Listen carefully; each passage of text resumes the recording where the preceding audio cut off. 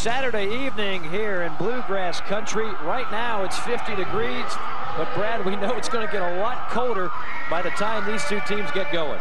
I will say this is the coldest 50 degrees I think I've ever been in. But, you know, as the temperature does go down, a lot of times that can change the face of a ball game and the strategy that both coaches take on both sides of the ball. As you can see, a number of Gamecock fans have made the trip. You take a look at South Carolina head football coach Lou Holtz in his 6th year with the program, a 31-34 mark, and trying to send the Gamecocks to their 3rd trip under Coach Holtz in those 6 years.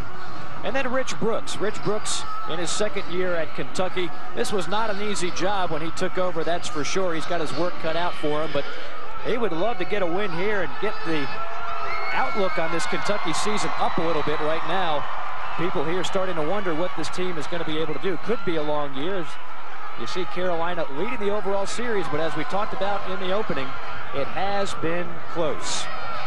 Kentucky won the coin toss, deferring. Carolina will receive. It's Andre Gause and Troy Williamson back deep for the Gamecocks. And the kicker for Kentucky, number 95, Clint Ruth. Gets the leg into it from the 35, backing up into the end zone is Gause, and he will wisely take a knee, and the Gamecocks will start from their 20, 1st down and 10. As we take a look at the starting lineup, this is an area right here that's been in question the last couple of weeks. The starting offensive line, Levy and Goddard, very solid, but the interior needs to play better. Wide receivers, Troy Williamson. Boy, what an outstanding year he has had thus far for the Gamecocks. Summers and Boyd in the backfield, and of course the quarterback, Savell Newton, 12 of 27, 291 yards in a loss last week to the Ole Miss Rebels. 3-wide formation to start out. Corey Boyd in motion across the formation. Newton gives it off to Summers. Summers spins and goes down past the 25. A gain of about 5.5 on the play. As you take a look at the Kentucky defense, they play a 3-4. Sweet Pea Burns, a 2-time All-SEC selection, but he has been rather quiet this year.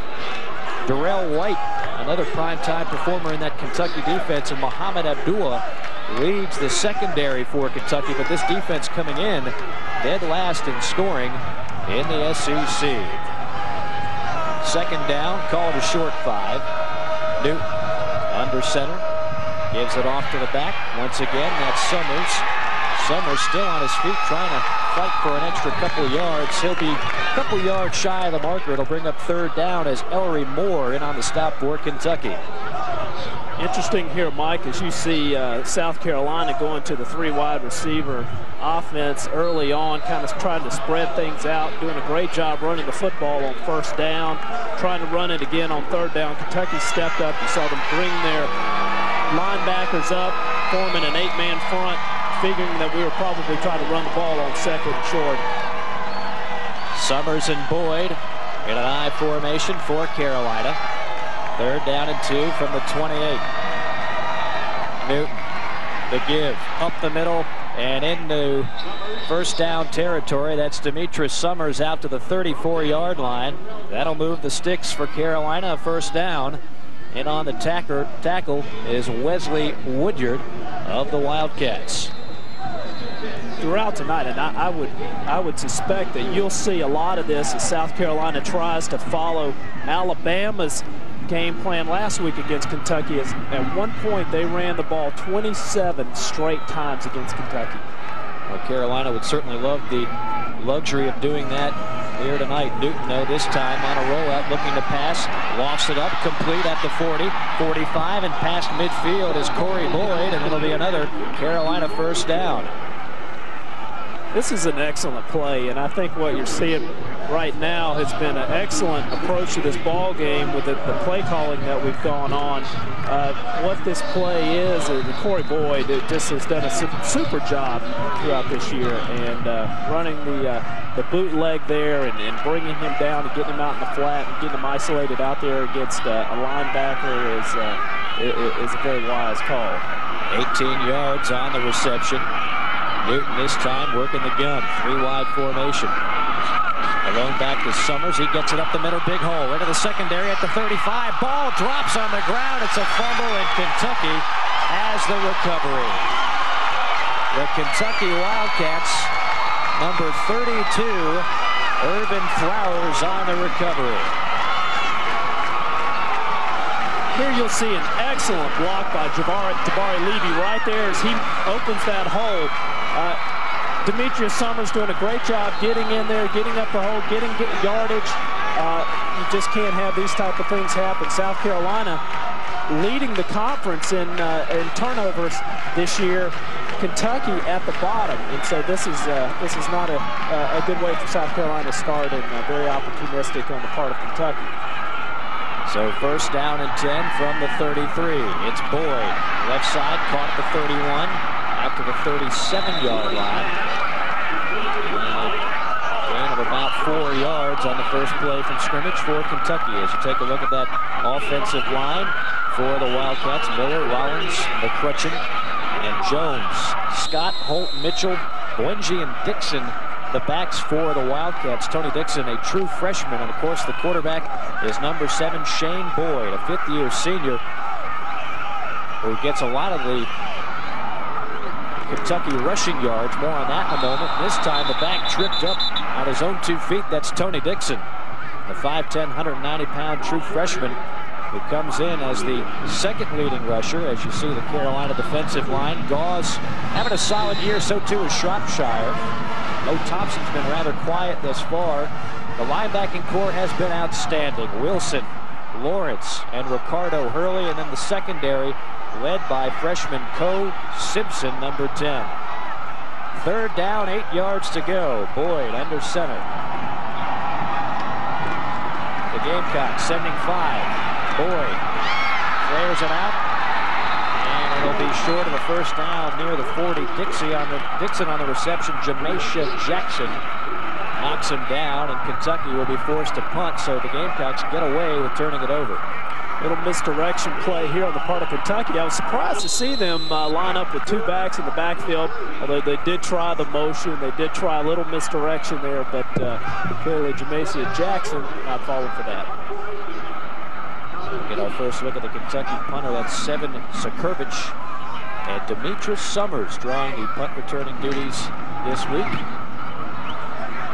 Summers underneath it, catches it on the 18, and is quickly brought down at about the 21-22 line. No score here early on at Commonwealth Stadium. More to come here on CSS. Working along with Brad Edwards here on CSS. Gamecocks and the Kentucky Wildcats doing battle. It's homecoming here for Kentucky, and the Wildcats would love nothing better than to pick up their first league victory on homecoming. Carolina trying to make it a perfect 3-0 on the road. And frankly, Brad, if you take a look at this season, I think the Gamecocks' best 2 performances have come on the road, at Vandy and at Alabama. Absolutely. The Alabama game, clearly being the most recent, was a tremendous effort on the part of South Carolina. Going down there and not an easy place to win. I think there's only been 36 or 37 visiting teams to come into Alabama's stadium and win. Done extremely good job playing on the road, and in this conference, you're going to have to do that. With having to go to Gainesville here in a couple of weeks, they need to get in the habit of learning to go into opponents' stadiums, hostile situations, and play well and expect to be in tight ball games. Ball spotted at the 22. The lone back is Corey Boyd. Newton gives it off to Boyd. Boyd ahead of steam at the 25 and just tripped up an ankle tackle at about the 26-yard line by number 1, Mike Williams. Give him 5 on the play. It'll be 2nd and 5. Here we'll look at the replay, and excellent block. You can't quite see it here by number 70, Nashawn Goddard. There he goes, opens up that hole. Excellent block right there. That's a run that could have easily turned into from a 5-yard to a 15-yard gain. What a year it's been for Nashawn Goddard thus far. 6'6", 305-pounder out of Dayton, Ohio. Former freshman All-SEC performer. Once again, it's Boyd between the tackles. And nothing doing. A host of Kentucky defenders in on the stop, including 44, John Summerall, their leading tackler with 34 coming in. Kentucky once again coming in on second down, on showing the 8-man front there, expecting the run, clogging up the middle. And though South Carolina clearly has an advantage as it relates to size, but when you put that many bodies in there, it makes it tough for running back to really see the hole, and it clogs up his peripheral vision. A rare 5-wide formation for the Gamecocks here in 3rd down and 4. Newton back to pass, finds Boyd, crossing to the right side. Boyd with a little juke move at the 45 and out of bounds at the 48-yard line. Corey Boyd with another Carolina first down and a gain of 22. This empty backfield set, you got 5 receivers going downfield. You give them enough time, somebody's going to come open. Here you have Kentucky playing man coverage.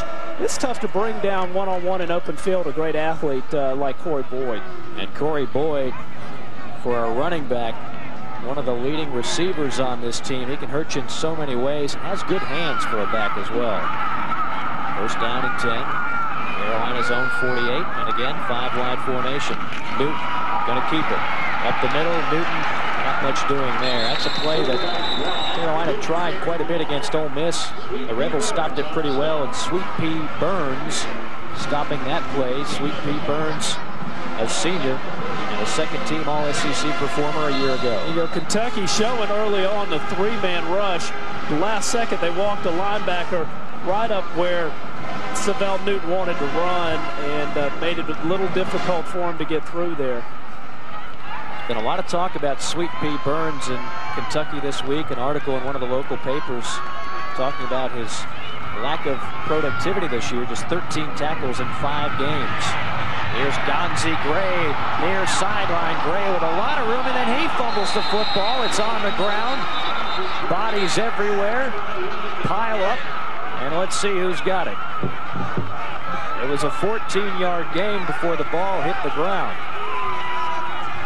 Still no indication from the officials.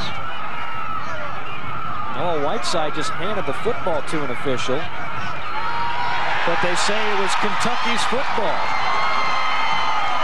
We need to get another look at this. Another excellent play on the part of the Gamecocks. Here, great block there by Jabari Levy, creating a huge hole 15 yards downfield. Urban Flowers gets hit right on the football. Flowers hits the ball right with his helmet, and you know, a lot of times that's very tough to hang on the ball when somebody gets that kind of contact. And that's the way they teach you defensive backs, right, Brad? They're right for the ball. There's something you should know about me. I'm not easy to live with. In fact, I have a really ugly side. I don't always let you speak when you want. I can leave you feeling shaken and confused. And if you ignore me, I might lash out, leaving you dead. I am a stroke. Learn to recognize a stroke and act quickly. Time lost is brain lost. There is really only one boy, one girl, one tree, one forest, one ocean, one mountain, one sky, and one simple way to care for it all. Please visit earthshare.org and learn how the world's leading environmental groups are working together under one name, EarthShare. One environment, one simple way to care for it. 2 early fumbles by Carolina running backs, and once again Kentucky takes over courtesy of the turnover. 1st and 10 for the Wildcats from the 37. Boyd clears it out right side. And they say the receiver's knee was down before he could pick up progress, so a short gain for Kentucky there by number 4, Glenn Holt. It's his 20th reception of the year. Boyd, he will run more than he will throw. In fact, this is a rare time in SEC football where the 2 starting quarterbacks are the leading rushers for each team. 2nd down and 7. Kentucky working from the eye. Carolina 5-man front. Boyd to his left. Option play, keeps it himself. Finds Finds the seam and gets a Kentucky first down. Marcus Lawrence trips him up, but not before Shane Boyd finds the marker. Here you see Kentucky running the lead option out of the I formation. Great block there by their tackle. Again, this young man, Shane Boyd, very athletic, and one of the things they have not been able to do well this year has been run the football. Conversely, they haven't been able to stop the run very well. Boyd is a fifth-year senior, but it's just his 9th career start. Of course, Jared Lorenzen, number the starts the last few years. Quick hitter, a handoff here, but Carolina not allowing any room on the run. It'll be a short game. Mo Thompson in on the tackle, number 91. There's Drake Davis on the carry. Just his 4th carry of the year. He's a junior college guy. Broke a lot of O.J. Simpson's records in JUCO ball. Second down, 9 yards to go. Still scoreless here in the first quarter. Clock ticking near 6 minutes to go. And off up the middle, stuffed. Ricardo Hurley leads the gang on that one. Tony Dixon, the ball carrier. Tony Dixon. South Carolina putting a lot of bodies up here in the inside, a lot of big bodies too. Kentucky is going to struggle as they have tonight so far running the ball inside. I think you're going to see them try to force the ball outside, off tackle a little bit more. The flare passes that you've seen early on, the little zip pass they ran on the first play of this series. But as long as South Carolina ends up in 3rd and long situations like this, they've got a solid chance. Kentucky 0 for 1 on 3rd down, a 3rd and 7 here. Penalty flag on the play. Boyd incomplete on the pass. Intended for Glenn Holt. Let's see what the flag is. Like a procedure on South Carolina. And it will be offsides on the Gamecocks. This is not a first 10 minutes that Lou Holtz is going to be happy with. Defense.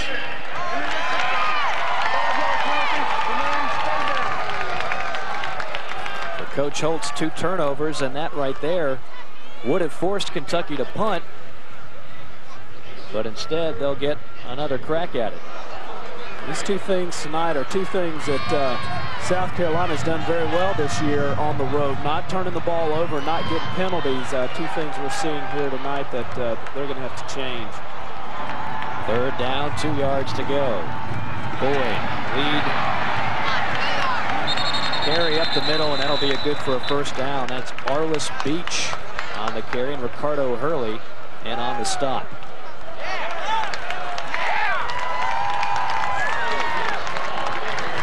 So Kentucky moves the chains. It'll be 1st and 10 from the Carolina 40. This game right now, Brad, really has no flow to it. 2 teams still kind of feeling each other out. Very, very interesting game. As you see, Kentucky throwing the ball more than what they have in the past. South Carolina turning the ball over, not indicative of what either one of these teams have played so far this year. 1st and 10, Boyd well behind the line of scrimmage, and wisely throws that one away. By the time Boyd threw that one, he was about 15 yards behind the line of scrimmage. Hot pursuit there by George Gauze, the senior out of Conway. Excellent pressure by South Carolina, which on the same hand, they had great coverage downfield. Kentucky doing something very out of character here, running play action on 1st down, and but which is a time for you to see play action passing. Typically will be on 1st down, and I think South Carolina probably will be aware and suspecting that coming out of the I formation. Yeah, Shane Boyd is carrying it out here more than we certainly expected here in the first quarter. 2nd down and 10. This time Kentucky will go to the ground, and a big hole on the right side, and all the way out to the 30-yard line is Arliss Beach. Arliss Beach, the 6', 220-pound junior, near a Kentucky first down. We'll see the replay here. Very common strategy here after running play action on 1st down, not picking up anything. Typically, you will see a team look to run a draw, which they did here, or a screen in an effort to try to get half of that distance back to get it down to 3rd and 5 on 3rd down. They did a little better than that in this case. At 3rd down and 1, Kentucky from the I. Beach dots it. Boyd going to go to the air. Little pump and go. Instead goes the short route, incomplete. Well, they were hoping to catch Carolina napping on a double move down the far sideline, but great coverage there by Tremaine Tyler. Did not bite, Brad. Yeah, here they go. They try to, and I'm surprised, no play action at all on this play. On 3rd and 1, surely South Carolina thinking the odds are that Kentucky is going to run the football. They try to stop and go, but without any play action. I don't quite understand that, and certainly South Carolina doing a great job there to force Kentucky into a situation of having to kick a long field goal. And it will be long indeed, 49 yards. Taylor Begley on the try it, the left footer. Begley well short and no good.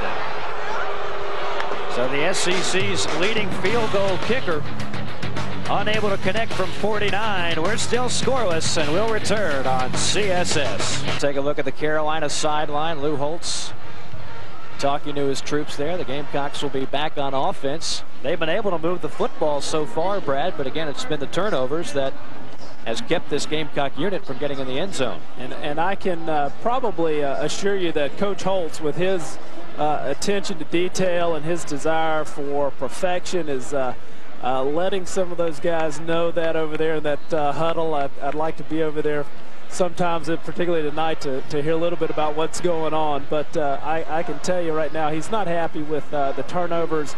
The coaches appear to have done a great job with their game plan tonight on Carolina's side. They're running the ball extremely well. I mean, that line is opening up huge holes, and the running backs are just are shooting themselves in the foot by putting the ball on the ground early on, which you can't do. And they did a great job here coming back, holding Kentucky to no points, and not getting fooled on a 3rd down attempt to trip them into some type of long play. Now, a lot has been made of South Carolina's running backs struggling a bit the last couple of weeks, but Carolina on the ground already, 8 carries for 50 yards. And a good sign, Demetrius Summers off to a good start, 4 carries for 29 yards. So as long as they can stop putting it on the ground, keep those numbers up, Carolina should be in good shape. Savell Newton, play action pass. Newton, 7-step drop. Now it's going to be flushed out of the pocket to his right. Newton's got some room to run, and he'll take off. Newton at the 40 and out of bounds. It'll be a 1st down at about the 42-yard line. Savell Newton. You're starting to see a lot of maturity out of this young man here by not forcing a play here. They run the play action. He looks downfield. He's looking. He doesn't get what he wants. He's still working. He's still looking at the ball downfield. Not going to force it anywhere. Take off, run, get the yardage that he can get. Savell Newton, the leading rusher coming in for Carolina with 62 carries, 255 yards, and a great improvised job right there. 1st and 10 from the 42. Dacus Turman into the game for Carolina. Turman gets the carry. Turman cuts it up the middle, and Turman goes down at about the 49. Nice run by Dacus Turman. The leading rusher a year ago for the Gamecocks, been kind of quiet this year. I like this play a lot. They line up, they spread out Kentucky, force them into a 7-man front, which you can run on. Motion one of their receivers back inside, pick up an extra blocker, and really outnumber the defense in terms of blocking assignments man on man, and an excellent play there, picking up 8 yards on 1st down. 2nd down, and again it's Turman. Big hole, flag on the play. Turman still on the ground past the 30, but this one might be coming back. Irvin Flowers in on the tackle. That shows you some of the speed. You don't associate speed with Turman. He's more of a power guy, but he's deceptively fast. Here's a guy that broke almost every one of Herschel Walker's high school rushing records in the state of Georgia. This young man can run the football. Here you go. You see an excellent job of blocking by the left side of the Carolina offense. It really makes it easy for a guy like that to hit that hole. It's wide open. He can see it, and with his speed, he can hit that hole easily. South Carolina having a lot of success running to the left side of their line tonight. A 21-yard gain, and the good news is it will not be wiped away. The penalty was offsides on Kentucky. So 1st down and 10 from the 30. Turman. Malone back to Newton's left.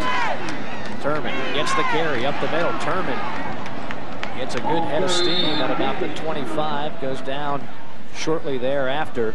A gain of 6. Sweet Pea Burns in on the stop, number 98. So Dacus Turman starting to get some more carries. Only had 35 carries coming into this game, an average of 2.9, but those carries have been spread out. Maybe Dacus will get into a bit of a rhythm tonight.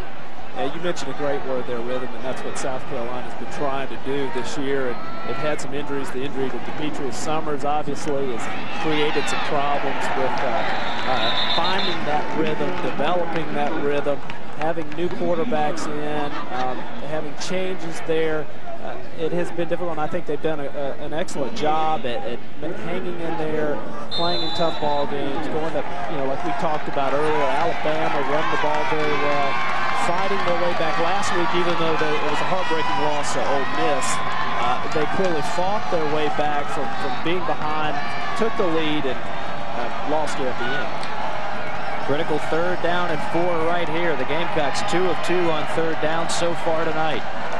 Boyd in motion, 2 wide set. Newton, the give to Turman at 25, tripped up at the 20, and he lunges forward. That should be enough for a 1st down.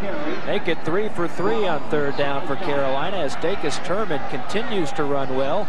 Irvin Flowers in on another tackle for the Wildcats. Here we go, the replay, the motioning, the lead blocker back over and really trying to catch by shifting, trying to outnumber the Kentucky defense over on that side, gain an extra blocker, which they did. Turman did a great job getting up in that hole. And he's a short guy, strong, big, thick legs. Those guys are tough to bring down like that. He comes out of the hole like a bowling ball with a whole lot of steam on it when he's going good, and so far tonight, he's been going real good.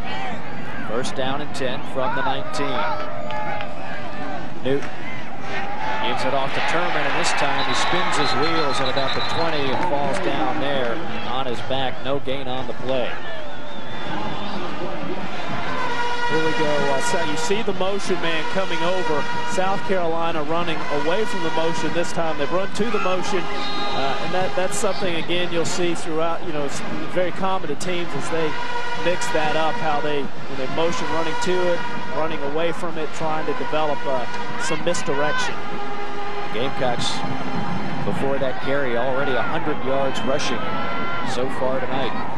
2nd down 11, and the ball on the ground again, and Newton this time swallows it up in a hurry, but that's 3 times Carolina has fumbled here in this 1st quarter, which comes to a close with no score. 2nd quarter action coming your way here on CSS, your source for Southeast sports. It's very interesting this week. You find 2 teams, as we talked about in the opening, heading different directions. Kentucky, 1-4, 0-2 in the conference, finds themselves really in a must-win situation here. And you know how difficult teams can be and dangerous teams can be when they're backed up against the wall like that. Early in the week, very interesting, Rich Brooks took his team outside, had a heavy downpour rain on Tuesday. Instead of going inside practicing, they went outside. They stayed out there the entire time and ended up the practice doing mudslides and wrestling and doing whatever they can do to ease the stress and try to find some way to get a renewed outlook as they go into the 2nd half of this season. This is a really must-win for them. And you look at it from the Carolina standpoint, they ran into that kind of buzzsaw last week. Ole Miss taking the same must-win attitude, and when you take a look at the remainder of games for the Gamecocks, you could make the same argument that Carolina has to win this one to achieve the goals that they set out. Yeah, and I think when we really think about it, they're all must-win at this point. At this point, they really are. And in this conference, which year in and year out is the best conference in college football. In any given Saturday, anybody can beat anybody here in either side of the conference. It's a 3rd down and 14. Troy Williamson there at the bottom of your screen has been quiet thus far. Might be a time for him here. Newton looking that way. Newton under pressure. Newton is going to go down. A sack on the play. Irvin Flowers gets him behind the line of scrimmage, and that'll set up a possible long field goal attempt for Josh Brown as we take another look. I think this is really a very smart play on Savell Newton's part here. You see the corner blitz coming in from the side. Tackle doing a great job to get out there a little late.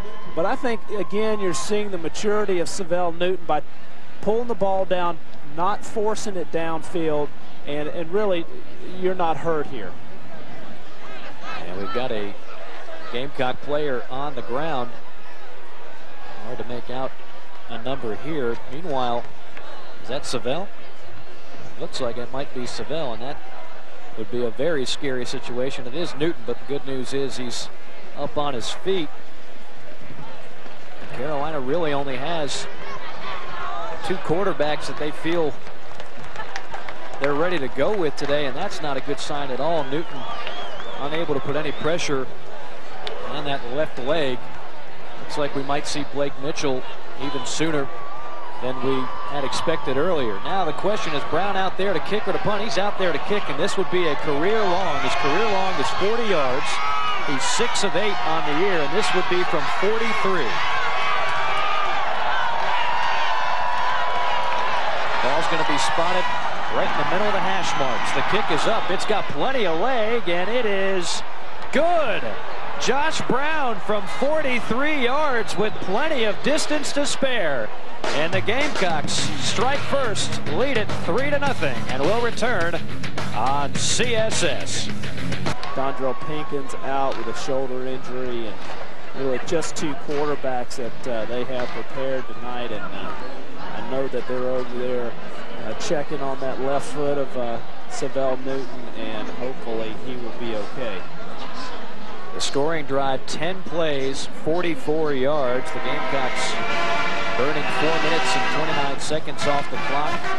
And again, the drive culminates in a 43-yard field goal by Josh Brown, a junior out of Clarksburg, Maryland. And I'll tell you what, Brad, that thing would have been good from well past 43 yards. He had a great approach to that kick, a real high leg, and it's kind of like golfing. It's all about finishing to the target, and mechanically looked like he did an extremely good job there. Clearly the kick would have been good for another 15 yards. Joey Bauer is going to kick off.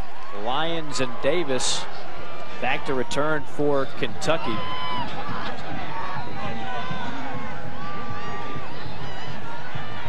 Lyons is number 12, Dickie Lyons. His father actually returned a kickoff and a punt for a touchdown at Kentucky. Trying to become the first ever father-son duo to do that. Lyons gets it at the goal line, takes it out to the 20, spins, and is helicoptered down at about the 28-yard line. Pretty good field position for the Wildcats. They trail it 3-0 to Key Muhammad in on that special teams tackle.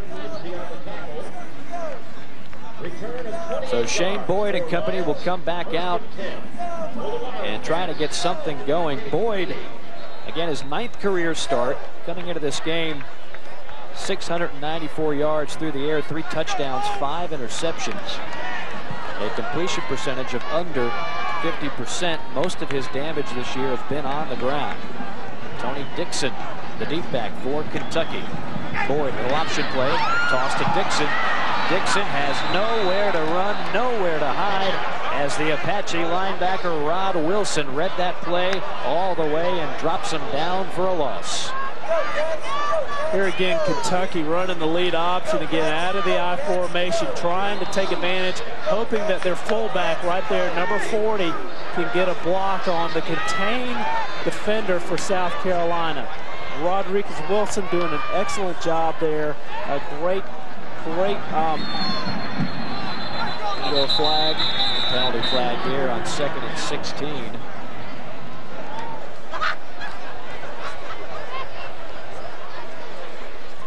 Start offense number 69. Penalties 5 yards from the previous spot. 2nd down. So that'll back them up 5 more, and it'll be 2nd and 21 now from the 17. And don't you know, that Gamecock defense licking their chops. Kentucky came in 2nd in turnovers in the conference. So far tonight, They've not given it away. The Gamecocks first in takeaways. If you take a look at the total yards, domination by Carolina. Boyd fires it over the middle, caught at the 30.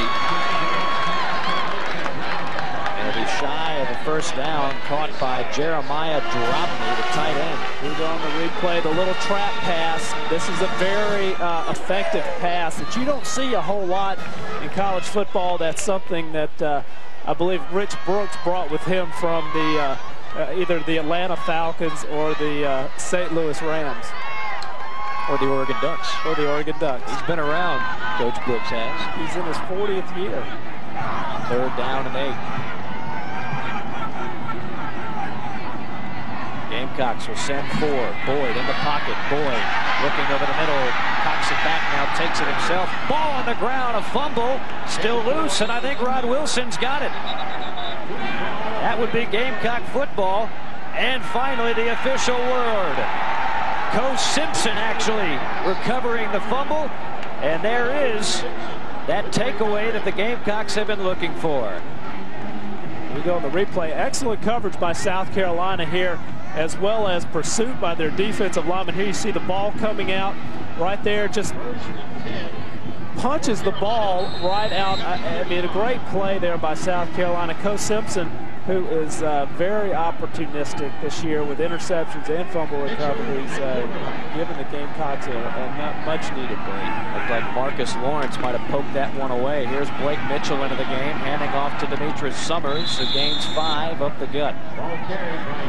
Another stop by Trey Mules, the defensive end for the Wildcats. So Demetrius Summers off to a good start. Coach Lou Holtz talking this week about wanting to get him the ball more, and so far Carolina has been able to do that. Demetrius's injuries certainly has hurt his ability to find some consistency in his game, but I think you're seeing him find it here tonight. 2nd down, 5 yards to go from the 30. It's Corey Boyd off left tackle.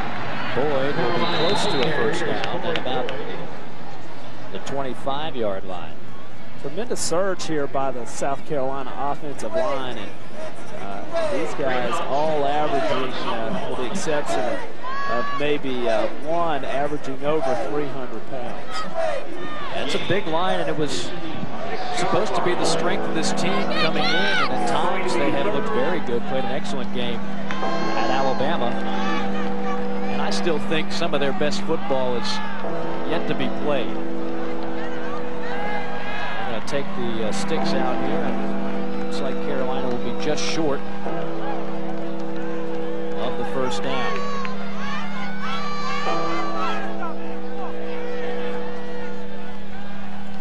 Well, I like South Carolina's odds on 3rd and 1 here with that big offensive line and that stable of running backs. See James Thompson out onto the field for Carolina, number 67.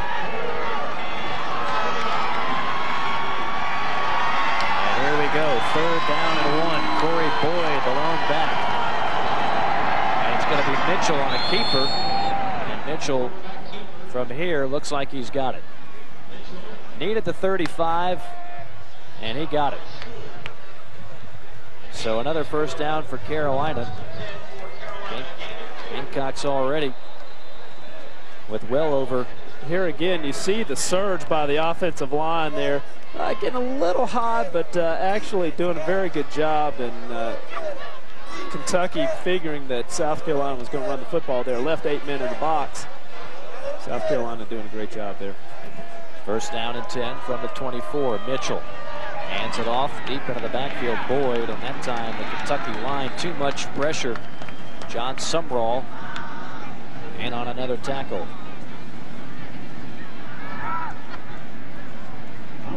It'll be 2nd and long for the Gamecocks. Well, hopefully the news is not too bad for Savell Newton, who had to leave this game with a considerable limp, unable to put pressure on that left leg. But this will be a golden opportunity for Blake Mitchell, who looked good on the one drive he was in for against Ole Miss. Mitchell gives it off to Boyd. Boyd cuts back, goes near sideline, and then is pummeled at the 16. Corey Boyd changing direction, getting the most out of the play, but Tremaine McBride there on the stick. South Carolina getting spread in this, trying to spread out this Kentucky defense, running the ride play there over to the left, and just an excellent job by Corey Boyd and his running backs Boyd and Turman and Demetrius Summers. These guys really have great vision and have a lot of ability to cut back in the running game. 3rd down and 2. The Gamecocks 4 of 5 on 3rd down thus far tonight. Mitchell to Boyd. Boyd, big hole. Boyd at the 5, and he's finally drugged down there. It'll be another Gamecock first down, 1st and goal. Cedric Coger in on the stop. On the replay again, you're seeing that surge by the South Carolina offensive line. Look at that hole. You could have driven a truck through that hole. Corey Boyd, and he has tremendous speed here, getting up in that hole, and I think you're just seeing South Carolina do exactly what Alabama did last week against Kentucky, and just pounding the ball inside. Looks like you've got the second team in there for Carolina now. Boyd, this time, not much room to run. A lot of second team offensive linemen in there. You've got Michael Flint and 1 wide receiver. Brady St. Croix out there. Lou Holtz did this last week against Mississippi. The entire second team out on the field, and Brad, they got a touchdown drive out of it. Absolutely, and you know, looking out here tonight, as bad as Kentucky has been against the run out in the middle of the field, they have been, I think they're leading the conference in their success ratio inside the 20-yard line when they're backed up. Split back formation, Turman and Boyd. It's Turman. Turman guts up the middle for maybe a tough yard, but that's about it. Kentucky tightening up on defense here. Milch closing the hole there. Good surge over there by the left, but you know, it comes down so many times to one person. You've got 11 people on each side, as you know, and it just takes one of them. And you can look at almost every play. They're all set up to score a touchdown, but on almost every play you'll find one person that doesn't quite do what they're supposed to do, and that's where play breaks down. Troy Williamson back into the game on 3rd down and goal from the 5. Mitchell, play action, rolls out right. Mitchell looking in the end zone, still on his feet. Now he's got some room. Mitchell at the 5. Mitchell drugged down at the 3. And it'll set up a 4th down for Carolina. Wesley Woodyard pushing him out of bounds along with Sweet Pea Burns.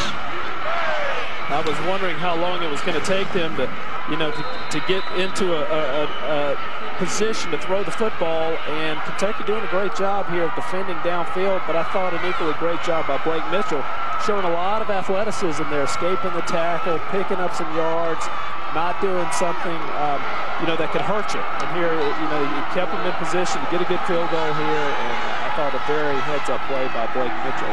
What amounts to an extra point distance, 20 yards. Brown, kick is up, and it is true. So Josh Brown, 2 out of 2, and that's the only scoring of the night thus far. Carolina 6, Kentucky nothing. 6 minutes, 32 seconds left to go in the first half here on CSS. Joey Bauer is going to kick it off for Carolina as the temperature continues to drop here in Lexington, Kentucky. Not as windy as we thought it might be. There was talk about gusts of winds nearing 20 miles per hour. So far, that has not been a factor in this game. Here's Lyons from the 5. Lyons past the 20 and down at about the 24-yard line. Jermaine Harris, who's been terrific on special teams this year. There you see him, number 6, in on that tackle there. Well, Brad mentioned the domination. Total yards, Carolina 165 to just 46 for Kentucky. And on the ground, Carolina really getting it done. 26 carries, 127 yards. Kentucky a feeble 8 carries for 19 yards.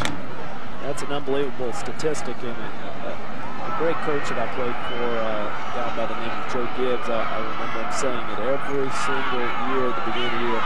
To be successful, you've got to run the football and stop the run. And I think we're seeing that here. I think I've heard of that guy, Gibbs. He's back in the game, isn't he? They lured him back over there from got tired of NASCAR. Boyd completing one. Complete to Winnell DeWaltz, the 6'6", 220-pound freshman out of Bowling Green, Kentucky. 18 yards on the reception. Here you go, the play action, what you call the naked bootleg here, and that intermediate crossing route right there is exactly what they're looking for. Really looking for two things. Here you see Shane Boyd's numbers 5 and 7 for 45 yards. That's more than what he's those are more attempts than what he's had in the past. Out of the eye, it's Beach for a gain of about 3. It'll be second down and 7. Preston Thorne, the senior out of Somerville, gets in the tackle column. Gain of 3 yards. The clock just continues to tick. Lou likes to make it a short game on the road, and so far, it's exactly what we have. This first half moving along about as fast as you'll see a half of football in college football. Second down, 7 yards to go. You know, as a player, I used to love to look up there and see that clock winding down. 60 minutes can be a short time or an eternity, depending how the game goes. Oh, sometimes those last 2 minutes just seem like they take forever. When somebody's throwing the football, stopping the clock, running out of bounds, taking timeouts. Arliss Beach on another carry. It'll set up a 3rd and short for Kentucky. Preston Thorne once again stopping. And Marcus Lawrence. Beach on the carry. Kentucky on 3rd down now, just 1 for 4. At the 48. Shane Boyd and company facing a 3rd and 3. Kentucky crowd trying to get in this game. They haven't had a whole lot to cheer about. Yeah, there are a few empty seats here as well, so I think the cheering crowd is a little off here tonight for homecoming. South Carolina encore presentation of tonight's game on CSS. CSS will have all of tonight's hard-hitting action Sunday at 3:30 p.m. Eastern. CSS, your source for Southeast sports. Oh, Brad, a critical 3rd down here. If the Gamecock defense can stop, Kentucky might not get it back in this first half.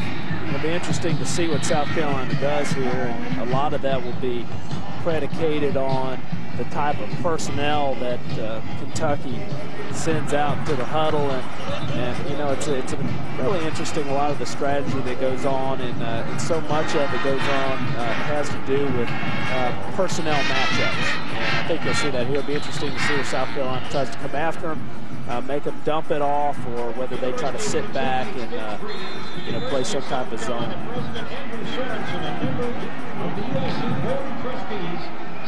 Boyd leads the troops to the line of scrimmage, I formation. Beach the deep back. Toss sweep right side. Beach racing for the marker, and he's got it. Lawrence pushes him out of bounds, but not until Beach gets beyond the 49 of Carolina, and that's all they needed.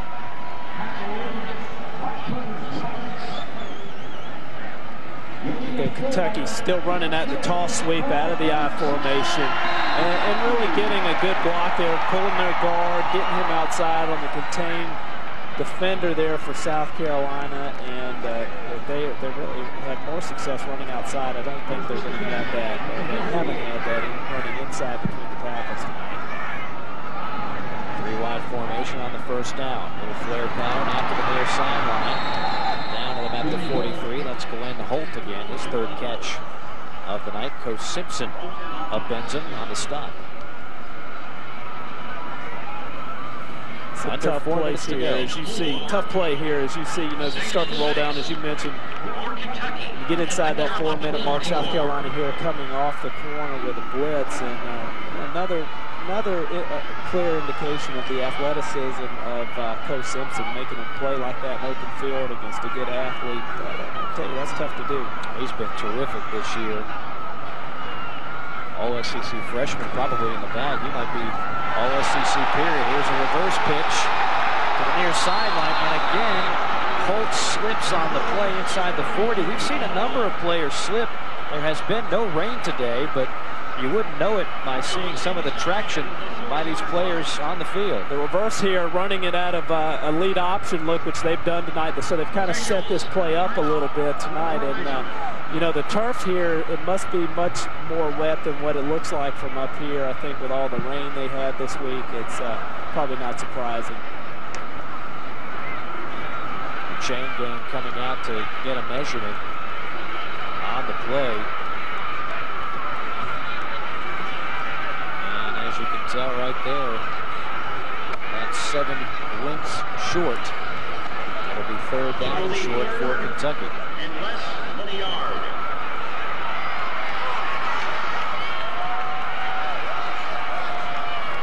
So 3 minutes, 16 seconds left to go here in this first half. Shane Boyd going to the sideline and get the play. I know that Coach Rick Menard is trying to keep this situation from happening for South Carolina, getting into 3rd and very short situations like this with an athletic quarterback on the other side of the ball that can run. And because if he doesn't get what he likes downfield, if they try to throw the ball, he can tuck it up for an easy run. 7th play of this drive. Beach, the lone back for Kentucky. Boyd gonna keep it, fumbles the football on the ground, and Carolina has the recovery. And guess who? Co Simpson. And here come the Boo Birds in Lexington, as Carolina has now tied the takeaways in this game 2 apiece. Here we go. Not a surprising play. A call on behalf of Kentucky. Their quarterback draw. You try to run up in there, you get a big guy like that, like Preston Thorne running into you. It's hard to hold on to that football. Again, Kentucky shooting themselves in the foot here tonight and proving why that they're leading the conference in giveaways. 91, Mo Thompson knocking that ball ajar. Nice play as Summers is drugged down for a loss. It'll be 2nd and long for Carolina. Raymond Fontaine in on the tackle for Kentucky. This Wildcat defense is kind of an enigma. They've got 2 All-SECers coming back from a year ago. The leading tackler in the SEC from last year. The leading interception guy in the Southeastern Conference back on this team. And yet, dead last in scoring defense. There is some talent out there. 2nd down, 14. Mitchell complete to Williamson, and Williamson ankle tackled at about the 37. First time we've called his name tonight. Troy Williamson, one of the leaders here in the conference in terms of all-purpose and total yardage as well. And you know, they're not gonna. They're gonna come out of Kentucky when they come out of the huddle every time. They're gonna know where number 82 is. I can assure you. You only give up a 2-yard reception to a guy who's averaging 27 yards a grab. You consider that a gain. Mitchell fires high, and it's picked off by Kentucky. That is Muhammad Abdullah.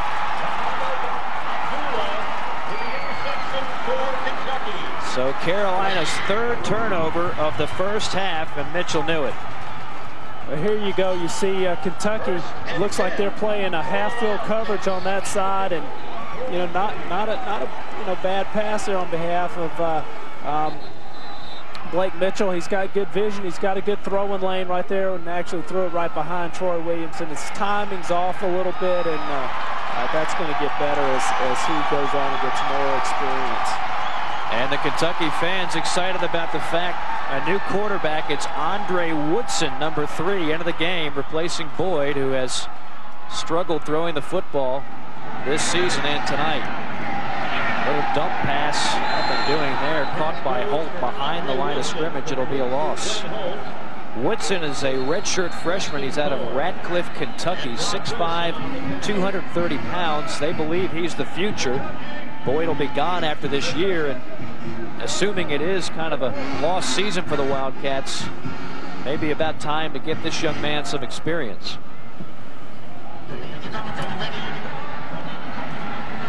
So 1:27 on the clock. Carolina has all 3 timeouts, and the Gamecocks leading it 6-0. Kentucky burning their 2nd timeout. Kentucky has 1 timeout left. They've got a darn good kicker who's got a career long of 52.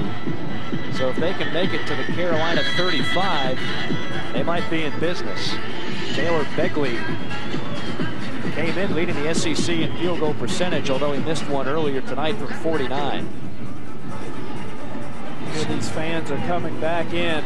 When Shane Boyd fumbled the football a while ago, there was a flood of Kentucky fans going out of the stadium. They just pivoted, turned right around, and came right back in. Well, you know, make no mistake about it. This is a basketball town, a basketball school, but they do care about football here. They do want to see them turn this program around. But right now, it's just been frustrating for Kentucky fans to watch this team play. 2nd down and 11. Fires complete to Glenn Holt once again. Glenn Holt, a busy man tonight. Fred Bennett pops him immediately after the catch, and the clock will keep ticking now. Under 1:10. 5 yards, 36 at the 47.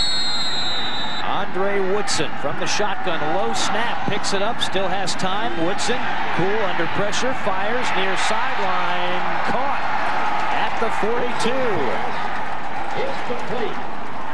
That'll stop the clock as they move the chains. Jacob Tammy on the reception. An excellent play on behalf of the Kentucky quarterback, and a great catch right there. There's not a whole lot you can do to defend somebody falling out of bounds and catching the football.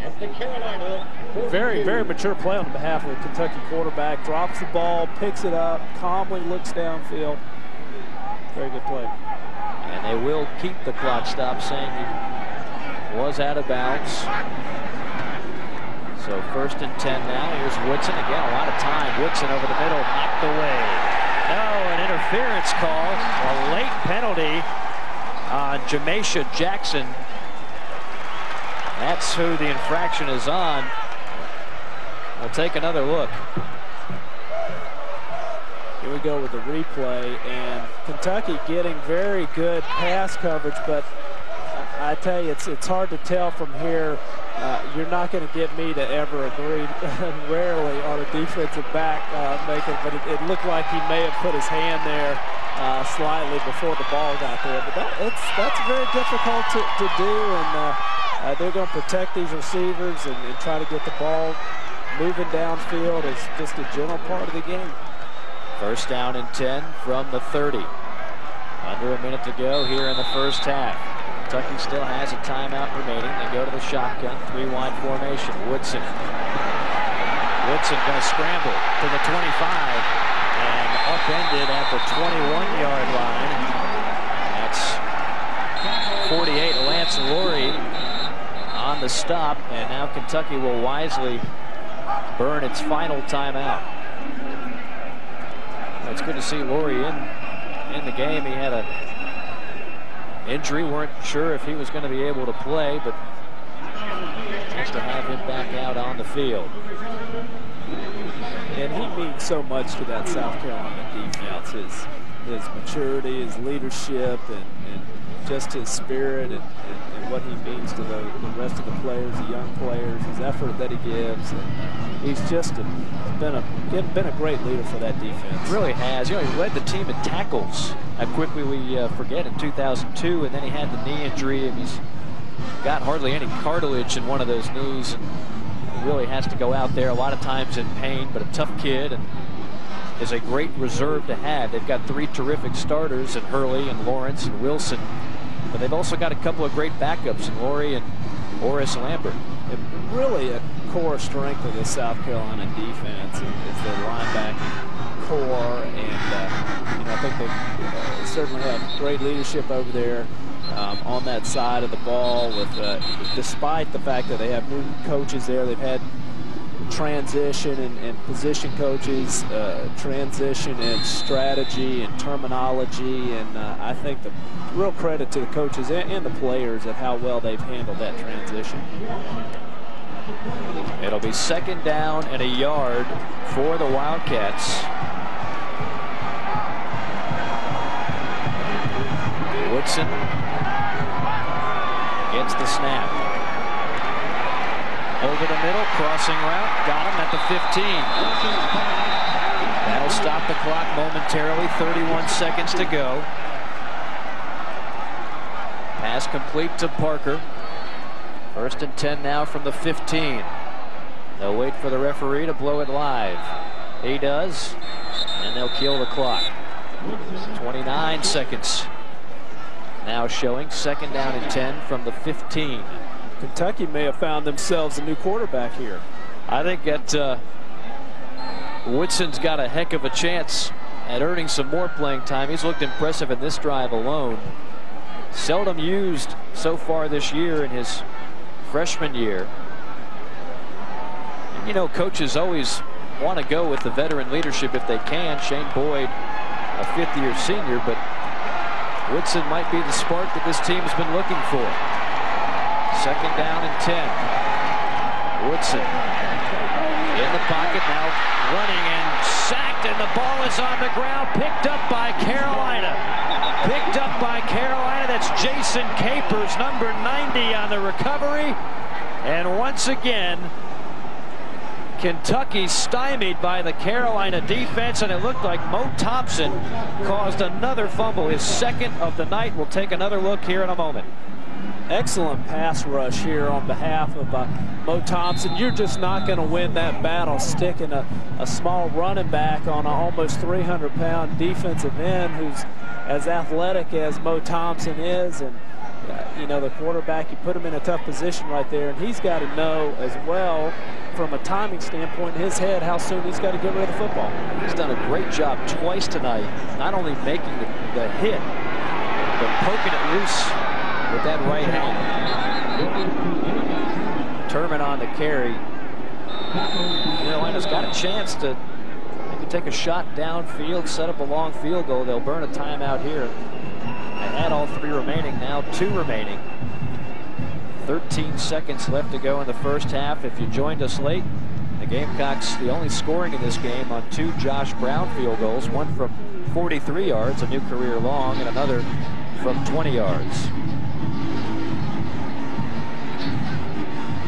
I wouldn't be surprised to see South Carolina try to move the ball down in one play, something going out of bounds, deep downfield, to try to set themselves up in a position to, you know, take a long field goal, perhaps. Well, this is where if you can somehow get Troy Williamson one-on-one, boy, you got to chuck it to him. He's the playmaker. He's shown he can catch balls in traffic so far this year. He's got 1 reception on tonight, a modest gain of 2 yards. You know, Mike Archer, the defensive coordinator from Kentucky, has been around and has been a head coach, was head coach at LSU, and I can about bet you he's not going to let the other team's best player beat him. He's going to make your number 2, your number 3 player beat you. There is Coach Archer. Troy Williamson is at the top of your screen. They're playing off of him. Defensive back about 7-8 yards behind him. And it's going to be Mitchell on a quarterback keeper up the middle. Mitchell past midfield to about the 48. And the clock will now stop with 4 seconds on another timeout called by Carolina. John Sumrall in another stop for the Wildcats. Now time for a Hail Mary here, Brad. I think they've put themselves in a position to do that. Blake Mitchell showing a little bit of athleticism there, with speed. He's bulked up a little bit, but he's still pretty slender. And while he doesn't have the elusiveness of a Savell Newton, it's not as if he's a flat-footed guy either. I mean, he's got some athleticism. Did a good deal of running at LaGrange, Georgia. Played high school ball there. 6'4", 185-pounder. Came in throwing just 7 passes, and of course the 1 touchdown to the tight end Andy Boyd last week.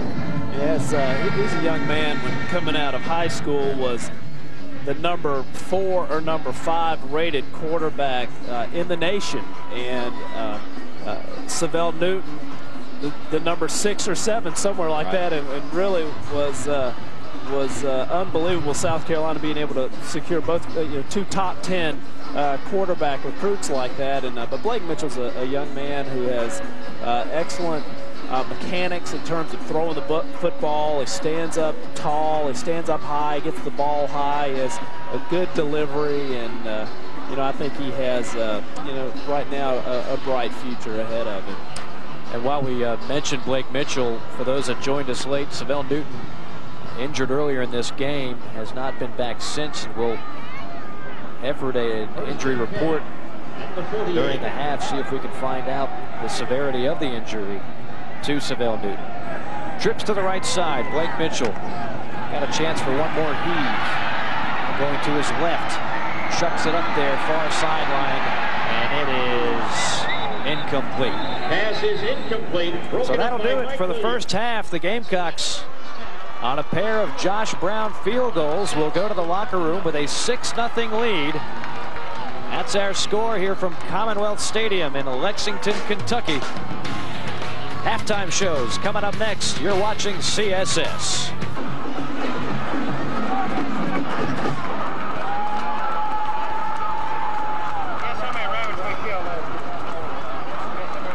Mike Morgan along with Brad Edwards. As you see the score, South Carolina leading Kentucky 6-0 as we get ready for the third quarter of play. Gamecocks got the ball first in this one. They'll kick it off here to begin the third quarter of play, and we'll see if that Kentucky offense can get something going. They showed some signs of life with the backup quarterback Andre Woodson, the freshman, in relief of Shane Boyd. It's been a matchup of backup quarterbacks as well, but again, don't close the book on Savell Newton yet. We understand the x-rays are negative on his ankle, nothing broken, so it's just a matter of whether or not the young man can go, how he's feeling the rest of the way. Davis and Lyons back to return the kickoff from Carolina. Joey Bowers lines it up, kicks it toward the corner, fielded by Lyons at the 1, to the 10, and out of bounds near the 15-yard line, where Kentucky will begin the third quarter, first down and 10. Takeem Muhammad in on another stop. He had a big game last week for the Gamecocks. Fred Bennett was shaken up earlier in that game, and Muhammad came in, was in on a number of tackles. Great kick here by South Carolina, kicking the ball over into the corner. When you can do that, you really shrink the field, and you give the returning team so little options. Shane Boyd is back out on the field for Kentucky. As you see, his number 6 of 8 for 49 yards in the first half. Boyd on the rollout, fires, complete at the 20 and knocked out of bounds at the 24-yard line. That's Jared Parker, the 6'3", 205-pound senior. Jameisha Jackson knocks him out of bounds. Kentucky having a lot of success here with the bootleg. You see them little misdirection, try to get the defense running to their right, bringing all the receivers back over across that motion back over to their left. And Shane Boyd's reading that one guy out there in the flat. If he sinks back, he's got a guy behind him. If the defender sinks back, he's going to throw it up short as he did that time. If the defender comes up, he's going to throw it behind him. 9 yards on that play. Kentucky only had 105 yards in the first half combined. And here, Boyd trying to make something happen on the ground, but Ricardo Hurley stops him short of a first down. It'll be third down. Ricardo Hurley, boy, he's a great story. He's struggled with injuries, had that high ankle sprain last year, but this year 26 tackles, a sack, and starting to play like the parade All-American that he was coming out of Greenwood, South Carolina. what a talent. I believe he was Mr. Football coming out of the state of South Carolina his senior year, and has just continued to show tremendous progress in his play and leadership. 3rd down and 1. Kentucky has struggled on 3rd. There's a pitch left side. Race to the corner, and this time it's going to be won by Tony Dixon.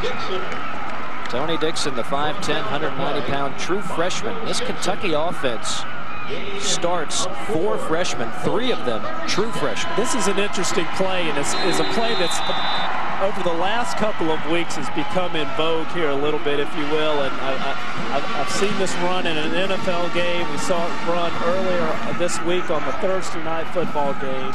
And I think you're going to see a lot of it until teams learn how to shut it down. 1st down and 10. Boyd fires deep downfield, incomplete. Coach Simpson covering Glenn Holt there and making sure that even if Holt was to haul that in with the hands, he was going to have a good lick on it. Kentucky coming back here with the play action again. There you see them trying to fake the run out of the I formation, but it's tremendous coverage there on the part of the defensive backs from South Carolina.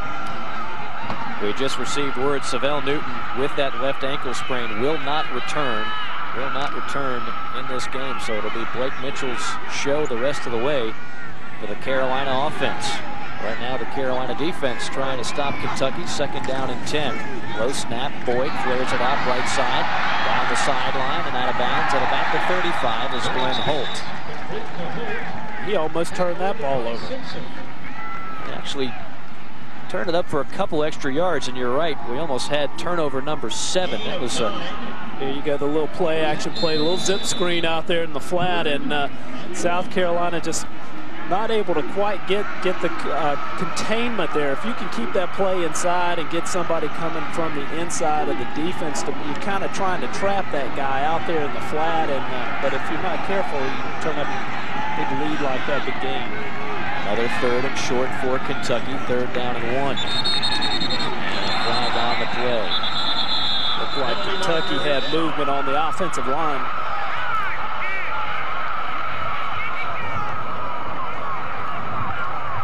Or early movement, I should say. False start, number 69 on the offense. The penalty's 5 yards from the previous spot. Repeat, 3rd down. That's big old Aaron Miller, and he's one of those true freshmen I spoke of earlier. 6'6", 295, but very raw and inexperienced. Kentucky's done a good job recruiting the last 2 years. Coach Brooks has done a very good job despite the restrictions that they've had with their probation. It's a 2nd penalty on Kentucky tonight. 3rd down and 6. Pass caught. 1st down. Down to the 44-yard line before being brought down by Ricardo Hurley. That's Jacob Tammy with his 2nd reception of the year.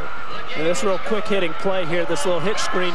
It's not a screen, but it's just a hitch pass. And this type of play is something that South Carolina just can't have. When you have a team backed up like that on 3rd down, 3rd and long, 3rd and 6 plus, you've got to win that battle. So Kentucky staying alive on the drive once again. 1st down. Quick hitter up the middle. That's Tony Dixon. Dixon with a considerable gain. Give him 5. It'll be 2nd down and 5. Rod Wilson in on another stop. He came in the 3rd leading tackler on the team with 35. Also 2 sacks and a team-leading 3 forced fumbles. Rod Wilson in his senior year has really excelled in this Rick Minter system, where he's moved from safety to linebacker. Dixon, the deep back in the eye. 2nd down and 4. Boyd audible eyes at the line. Boyd fires a dart, far sideline, caught once again by Glenn Holt, and that'll be another Kentucky 1st down. They don't get a whole lot of big plays, but they're just dinking and dunking down the field. Shane Boyd checked off to this play. I think he looked up and what he saw was probably the quarter field coverage by South Carolina as they're deep. Their safeties in their corners are dividing up the field, and 25% on that one side, and so you really are susceptible to a pass over the flat, and that's Kentucky picked that up. 1st and 10 from the 42. Toss reverse. Now they're going to throw back. Tyler in coverage, and he picks it off at the 15 to the 20. Spin move 25. Middle of the field 35. Still on his feet and finally knocked back at the 34 as a flag comes in. A 20-yard return by Tremaine Tyler. Tremaine Tyler, the 6-foot, 175-pound junior out of Cope, South Carolina. And that would be turnover number 7 in this game, 4 on Kentucky. I think this is going to be a post-possession foul. It is a personal foul. On the return, 15-yard face mask, 15 yards from end the run, and automatic first down. John Logan, the receiver, on the face mask. With the replay again, misdirection play here, and Tremaine Tyler doing an outstanding job here on the part of his coverage. Said, I'm not going to get fooled by this, and what that is an indication of great communication between coaches and players. Players understanding my job is to stay on this side of the field and not try to do too much or do someone else's job, and that's what that play was set up to do, was to get people out of position and expose it and take advantage of it. Mitchell tossing to Boyd for a short gain. Tyler never broke on that play. I mean, that play fooled nobody. Ball really never should have been thrown. But it's been that kind of year for Kentucky in terms of decision making. His job on that play was to stay outside, to not let anyone get outside of him on the right side of the field or behind him. And that's exactly, he just sat there patiently, waited for the play to develop, saw the guy coming out of the field, said, this is my job. I'm supposed to stay right here.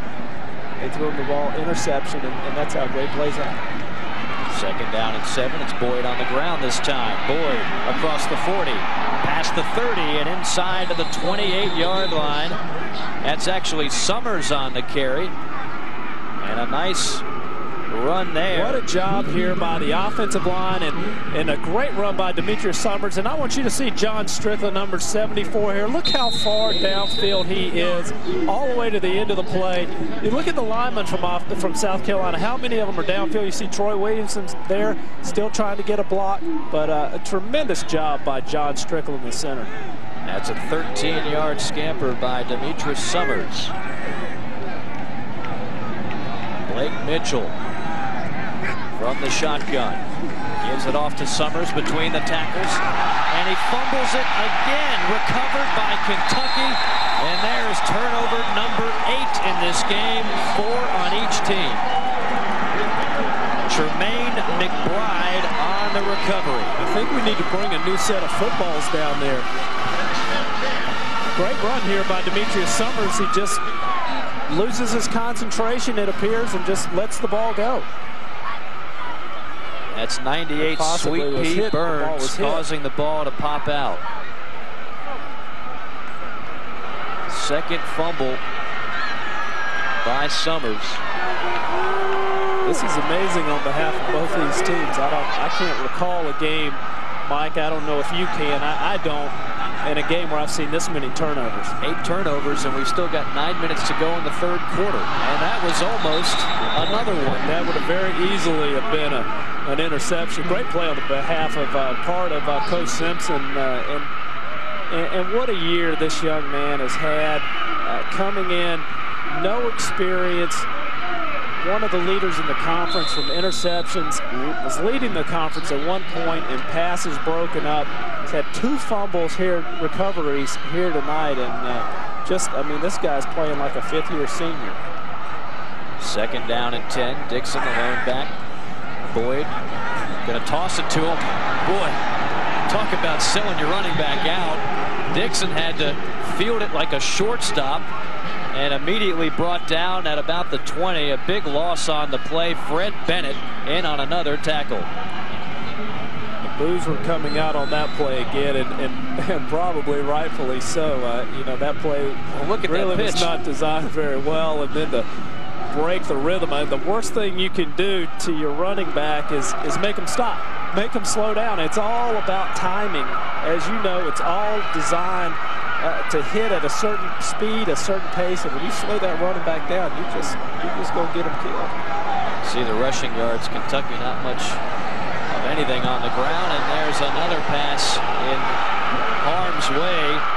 Number 11, Rod Wilson, got his hands on that baby, and Kentucky will be forced to punt the football. Look at a replay. Kentucky just trying to do anything they can. It's 4th and 12. They've got to get a first down, and they're doing here. You'll see the intended receiver. See right there, he is sitting right on the first down marker, and that's a very common thing to send somebody down there in South Carolina. You're not going to fool Rick Menard on a veteran coach like that on a play like this. Seven Sekurovich out to punt. Noah Whiteside back there now to receive. Noah drifting toward his right. Picks it up at the 34, and it was immediately brought down for a loss on the play. Carolina leading it 6-0 here in the third quarter, and you are watching CSS. You see the time remaining, 7 minutes 51 seconds in the third quarter of play. In a game that can be described in no other way than ugly. 8 turnovers, just 6 points on 2 field goals. Carolina's defense has been stout. You know, Brad, that was, I think, a question that a lot of people had after last week. Were we going to see the Carolina defense that dominated early on? And so far tonight, the answer has been a resounding yes. The defense has played extremely well here tonight, and as the offensive line has on the other side of the ball for South Carolina, the defense being very opportunistic. Kentucky at the same time being a little lax with taking care of the football on their side. But I never expected to see this many turnovers in a game like this. Rarely will you see that many unless the team's very far behind. They start throwing the ball, they start getting interceptions, and very surprising. Blake Mitchell, it's his show the rest of the way. Gonzie Gray, the lone running back in the game. Corey Boyd serving as a wide receiver. He works the slot on the near sideline. 1st and 10. Ball spotted at the 33-yard line. Corey Boyd gives you so many options here. As a running back, they have a regular, what you call regular personnel in the game. And Mitchell back to pass, going deep for Williamson. Out of his hands at about the 20. Almost made another great catch. McBride on the coverage, but Williamson nearly had another big play. And here you have what is really an outstanding, you have a little play action there, but outstanding timing pass here from Blake Mitchell to Troy Williamson. Here you see the Kentucky cornerback. He's got pretty good position here and does a good job looking back at the ball, and very fortunate for him. Got his right hand up there and tipped the ball slightly. 2nd down and 10. But you really see the speed of Troy Williamson on a play like that. He's had an outstanding year thus far. As whistles blow here, I think we got a timeout. We do, and it's charged to South Carolina. 7 minutes 44 seconds remaining in the third. It's Carolina still on top, 6-0 here on CSS, your source for Southeast sports. Well, Brad, it's about time for a touchdown drive. Field goals are nice, but I'll tell you, the way Carolina's defense has played, you could put this one on ice if Gamecocks can get in the end zone. Yeah, Kentucky's going to need a couple of big plays, and that's what they've been trying to do here the last couple of series, is create some misdirection, get someone out of position, exploit somebody that's too aggressive or doing something like that, trying to do more than what their job really calls them to do, and it just didn't happen here tonight so far. Michael Flint into the game. He's at the top of your screen. Boyd in the slot. Boyd in motion. It'll be Mitchell on the keeper, and he is steamrolled at about the 35. A modest gain on the play before Wesley Woodyard, the strong safety, popped Mitchell on a good hit. They'll set up a 3rd down and about 6.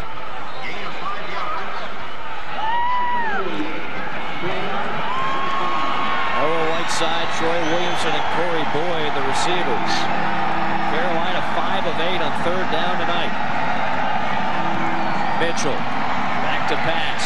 Goes near sideline, overshoots Gonzie Gray. And Carolina will have to punt the football.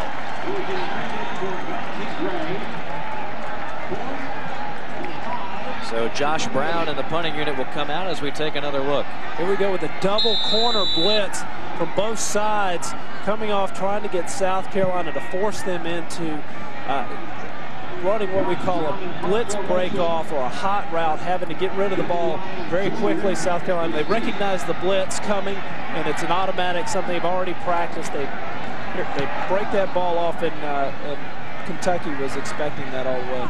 Lions lets the punt go, and it's a good thing for Carolina as that baby's going to roll all the way to the 6-yard line. Gamecock fans can relate to that.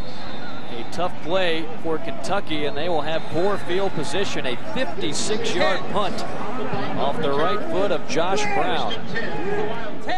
I'm sure he's thinking if our guys fumble this ball again, I'm going to take them out back and run them before we get back.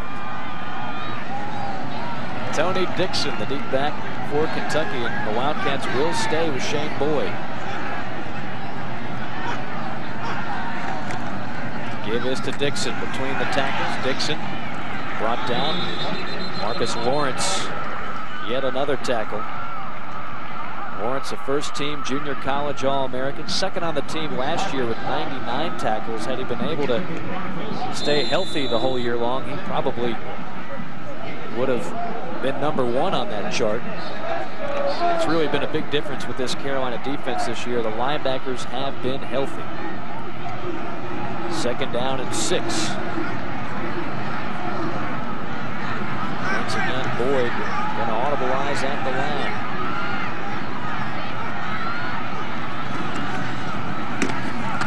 It's a simple run up the middle.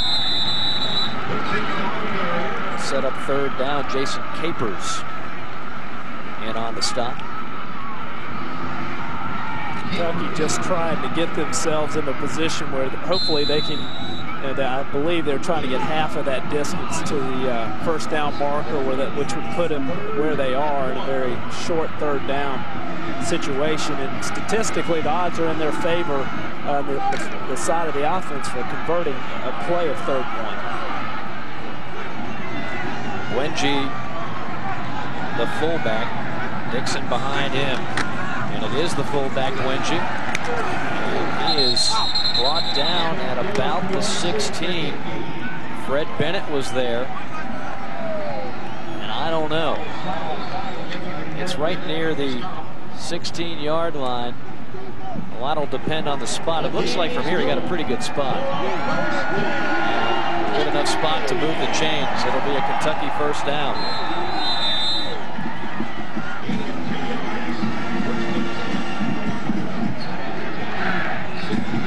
So clock ticking, under 5 minutes to go here in the 3rd quarter. The Wildcats trying to get some semblance of a drive. Again, a run between the tackles and a modest gain.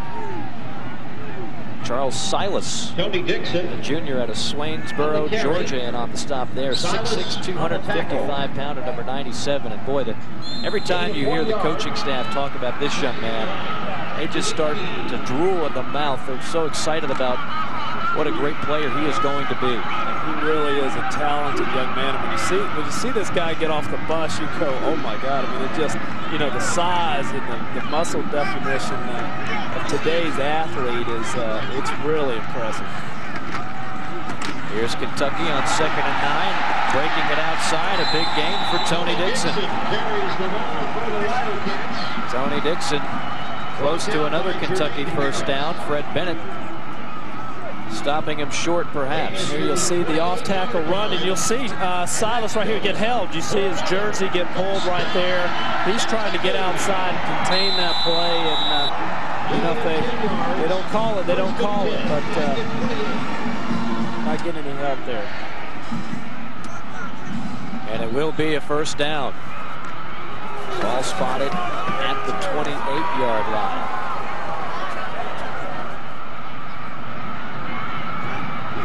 Carolina 5-man front. Boyd sacked in the backfield. There's big Mo Thompson. Mo Thompson has had easily his best game of the year. The third leading tackler a year ago with 60. He had just 10 coming in. He had 5 sacks a year ago. None coming into this game. But he has really stepped it up here tonight in Kentucky. The one area that Kentucky has been successful this year has been running the option, and I don't think they've gained a yard off of it tonight. Carolina knows a thing or two about the option. They see it in practice. Key Muhammad into the game, second and long. Pass is caught over the middle.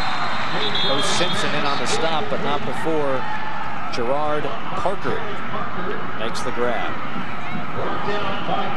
Here goes the replay, and you just see a simple downfield hook pass there into zone coverage, and good throw and a good catch. And Rich Brooks said early in the week, I saw some of his comments, and he was talking about this young man, and about how talented he is, and had he had the amount of number of snaps and pass attempts and experience that Jared Lorenzen did, that he'd be every bit as good as Lorenzen was. 3rd and 4, caught in the flat and ruled out of bounds at the 42. And it's a good thing because Glenn Holt had a lot of room down that sideline, but Fred Bennett pushes him out of bounds.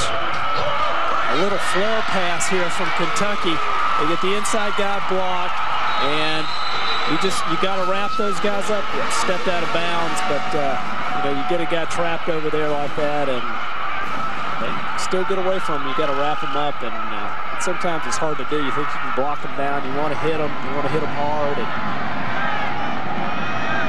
first down and 10. Boyd on the play action. Boyd fires one incomplete, and Fred Bennett almost had a pick there as that ball was off the mark. Intended for Wannell DeWalt. But Boyd, not known for his accuracy, and did not fire a great pass there. Shane Boyd, 12 of 19 on the night, 103 yards thus far. He throws a nice ball, and it's interesting watching Kentucky work their intermediate passing game here on first down, running the fake draw last time, and now trying to spread the field out against South Carolina. Boyd from the gun. Throws one out to the right side, complete. Again, that short passing game. Jacob Tamme with his 3rd reception of the night. And it'll set up another 3rd down and short. We've seen several of them, and Kentucky has been anything but explosive tonight, but they have been pretty good on 3rd and short.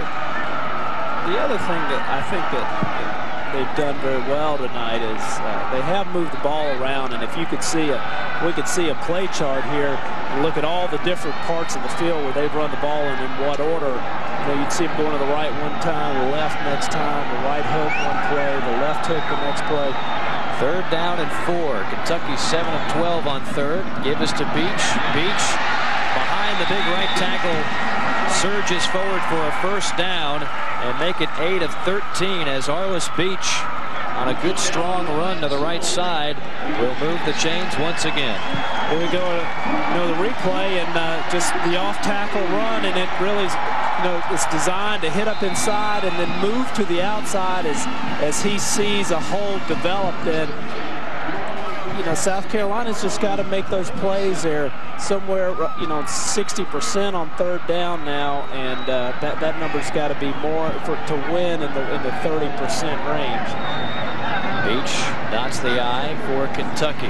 Play action to him. Boyd looks left, now flushed out of the pocket right. Throws the ball low and incomplete. Again, intended for DeWalt. It'll be second down and 10. I don't know how long this drive has been, but it seems like forever. That's about the longest 40 yards that I've seen someone go in quite a while. You know, and statistically, if you look at the chances of someone scoring from inside the 10-yard line is, you know, it's less than 10%. I mean, obviously just based on sheer numbers, but in college football, I think it's even a little less than that. This is play number 13 of this drive. Boyd breaks it loose over the middle, caught for a first down. It's Tony Dixon, the running back, with the catch. Right now, they're just picking Carolina apart very methodically. This is another play, I think, that Rich Brooks brought with him out of the NFL playbook. You see quite often a play that's become very in vogue, motioning the guy in and creating what you call a bunch set, where you've got 3 wide receivers all bunched up together. It's a great zone pass, and then where they go, you know, you just try, you don't know. I mean, one's going in, one's going to the middle, one's going to the left, one may go deep, and you're trying to confuse the defense and create a hole where you can sit someone right down in the middle, a receiver down the middle of that hole, which is exactly what you saw right there. Kentucky on the move, 8 first downs in that third quarter for the Wildcats. Carolina still with a modest 6-0 lead. Fourth quarter action coming your way here on CSS.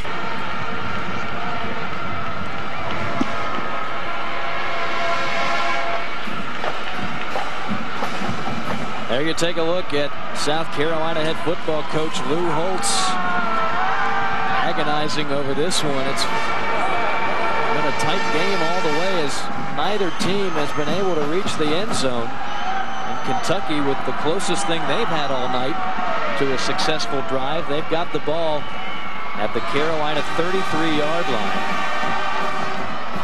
8 first downs in that third quarter for Kentucky. Boyd working from the shotgun, 3-wide set.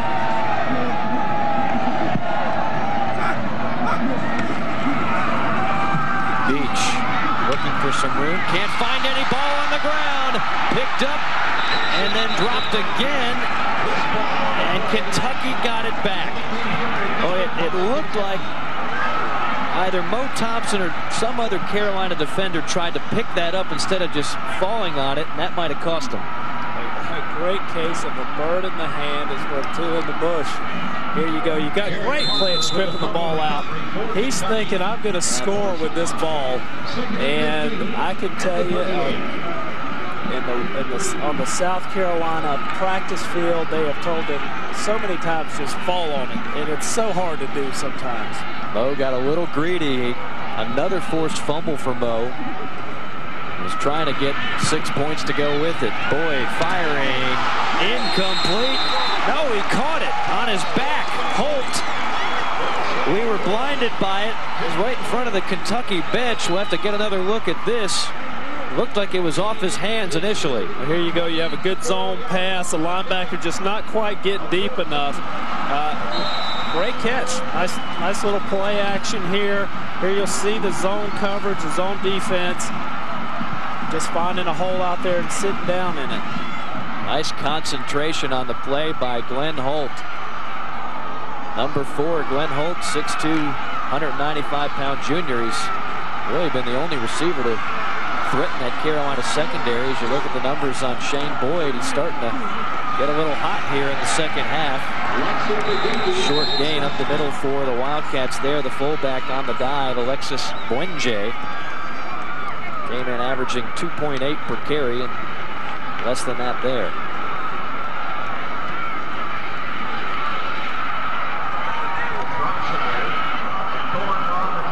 It's close to a first down, and I think they're going to want a measurement on this one. This has been a lengthy drive by the Wildcats. Not a whole lot of big plays, but they have just chunk by chunk kept this drive alive. And it is indeed a first down for Kentucky.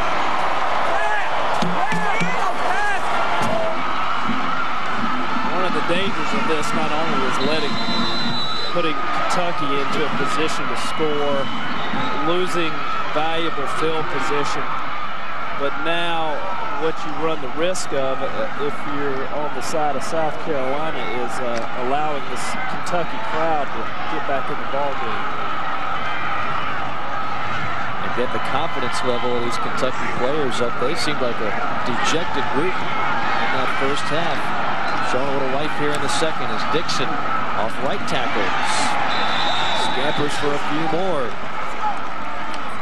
Rod Wilson finally brings him down, but a pretty good gain on first down once again for Kentucky.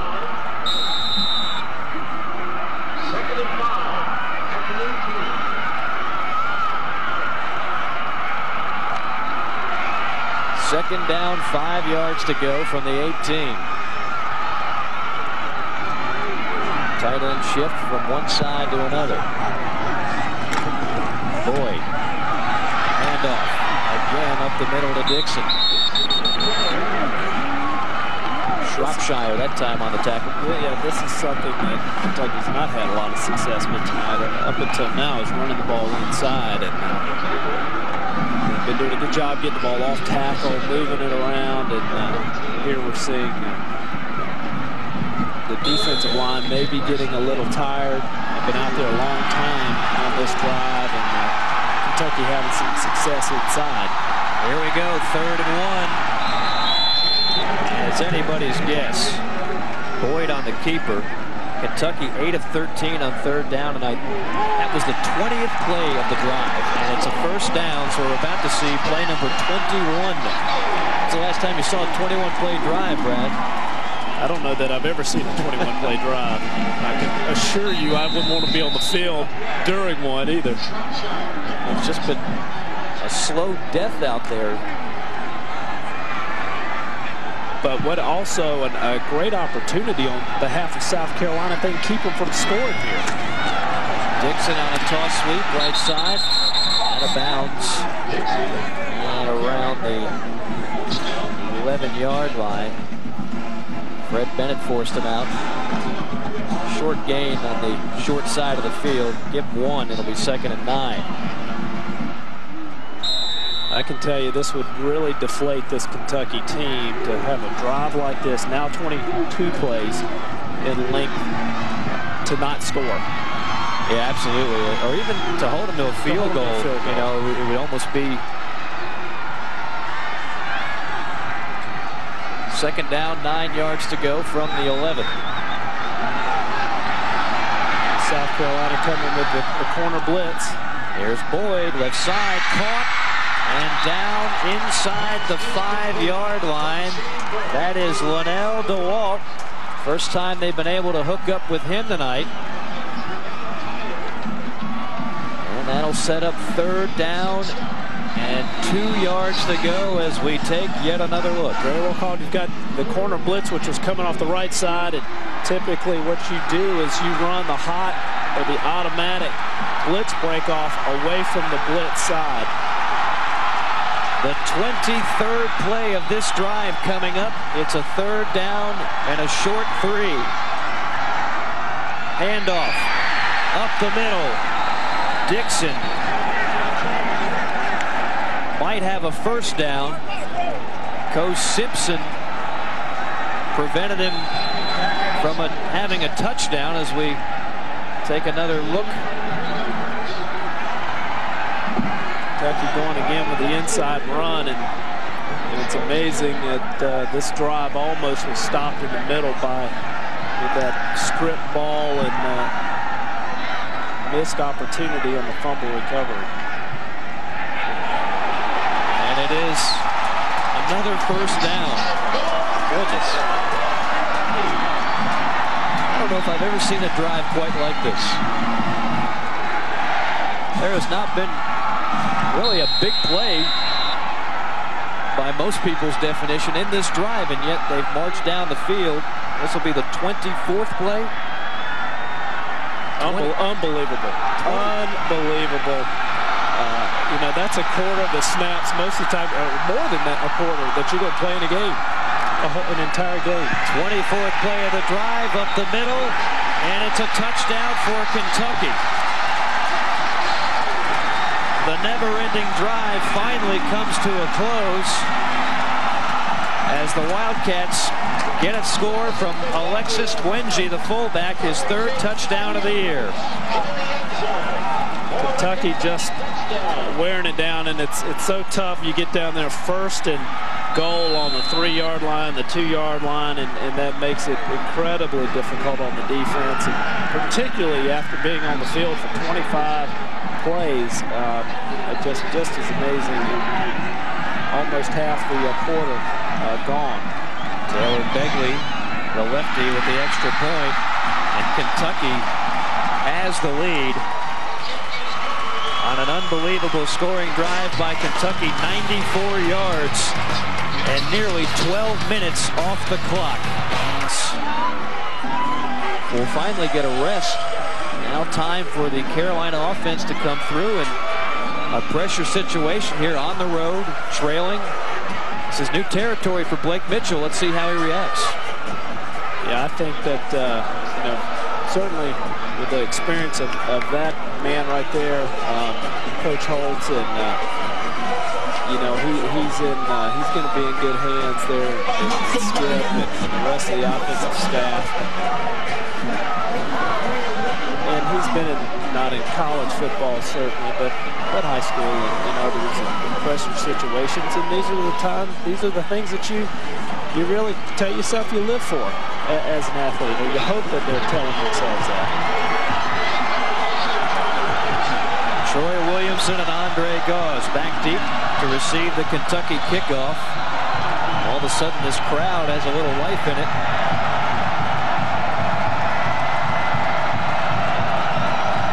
Kentucky with the lead for the first time tonight, under 10 minutes to go in this ball game.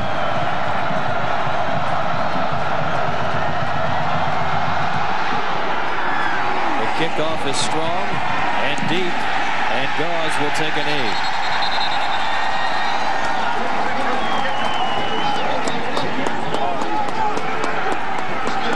So Blake Mitchell and the Carolina offense, which has run the football very well tonight.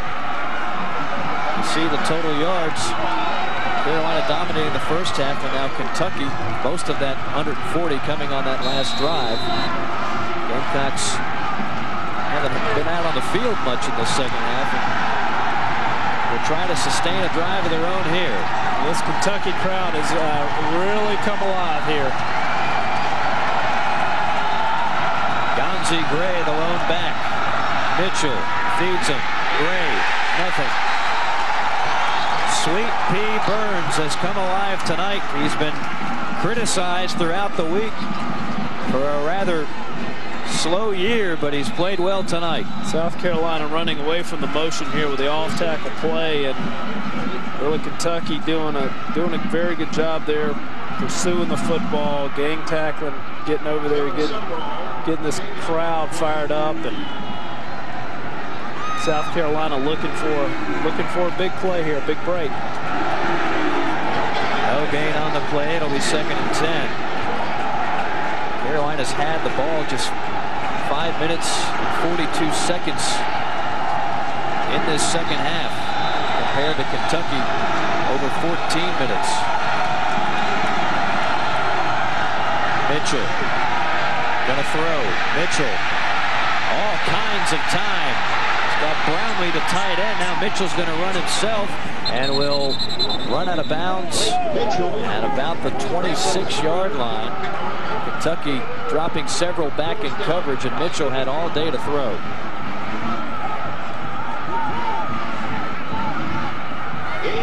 Kentucky just running a straight 34, playing 2 deep zone coverage behind it, which is what you traditionally fine behind the 34-type defense because you need those cornerbacks to come up outside in the flat and provide some support. 3rd down and 3. Mitchell over the middle, caught, got his tight end Brownlee, but a flag on the play. Brian Brownlee with just his 2nd catch of the year, his first since the game against Vanderbilt in week 1, but hold the phone, it's on Carolina.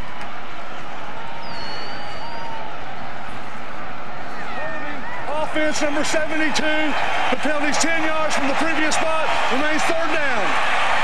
Jonathan Alston, the guilty party, the senior out of Goose Creek. You might can see it here. The right guard, number 72, Jonathan Alston. He just takes him down, and you know, rather than seeing someone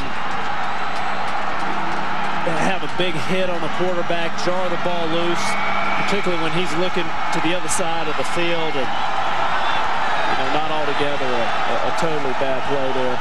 3rd penalty on the Gamecocks, 3rd down and 13. And Carolina forced to call timeout. I'll tell you, the way Kentucky controlled the clock on that last drive, this will be a very big 3rd down play. 8:48 remaining. Kentucky 7, Carolina 6. Now the Kentucky fans, a lot of them were ready to get out of here in that first half. Maybe put the old Midnight Madness cassette back in the VCR and watch what happened last night with the Kentucky basketball team. But all of a sudden, Kentucky hanging around in this game and getting a 22-play drive for a touchdown and taking the lead 7-6. Critical 3rd down and 13 here. Carolina's going to go with a 4-wide set. Troy Williamson, bottom of your screen.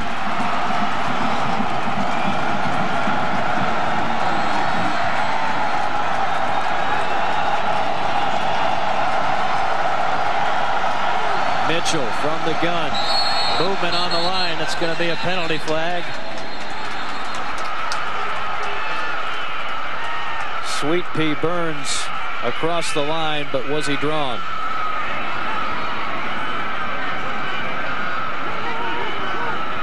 Everybody finger pointing. The referee. Dead ball. False start.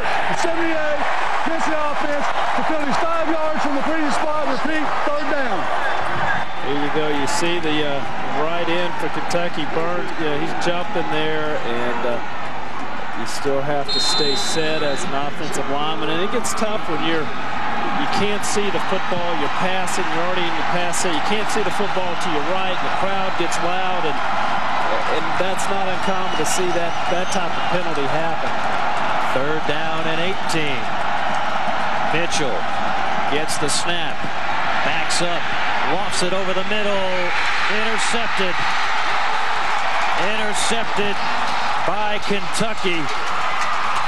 That is Marcus McClinton, the safety, and the Wildcats take over. The 9th turnover of the game. A very unfortunate play for South Carolina here. Kentucky just rushing 4, playing the 7-man zone behind that, just sitting back, trying to force the play. And then you get one guy, you know, they run a little stunt up front there, and the end actually comes underneath Jabari Levy on that play, gets pressure, and that's all it takes. You get it. That's why they give those guys credit for pressures.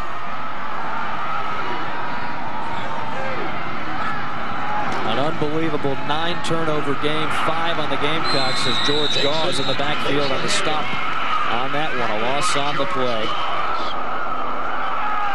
Gauze, who has done a much better job this year stopping the run. Carolina's going to need its defense to really come through here. Still a lot of time in this ball game, over 8 minutes.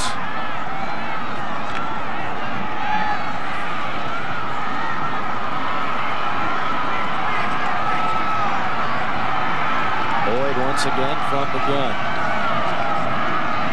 Fires it out right side, near sideline.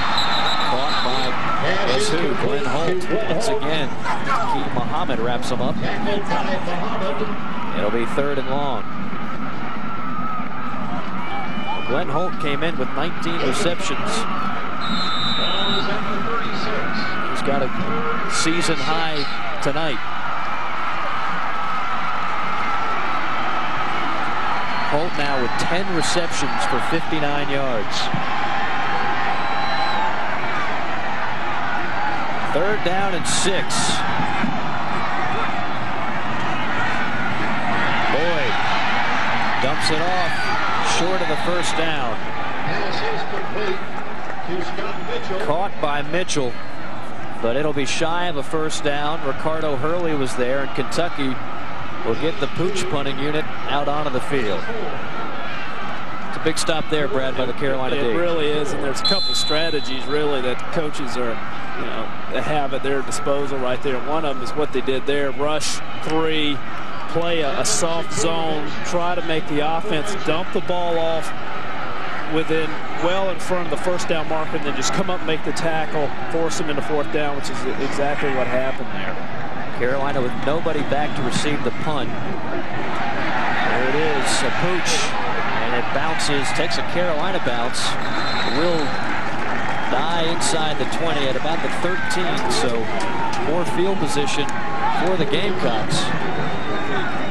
But Carolina takes over the football with 6 minutes and 29 seconds left to go in this ball game.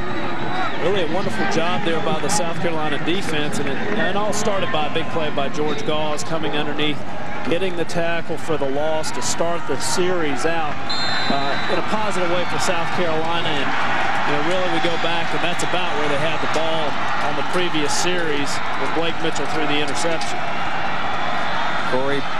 Andy Boyd into the game at tight end.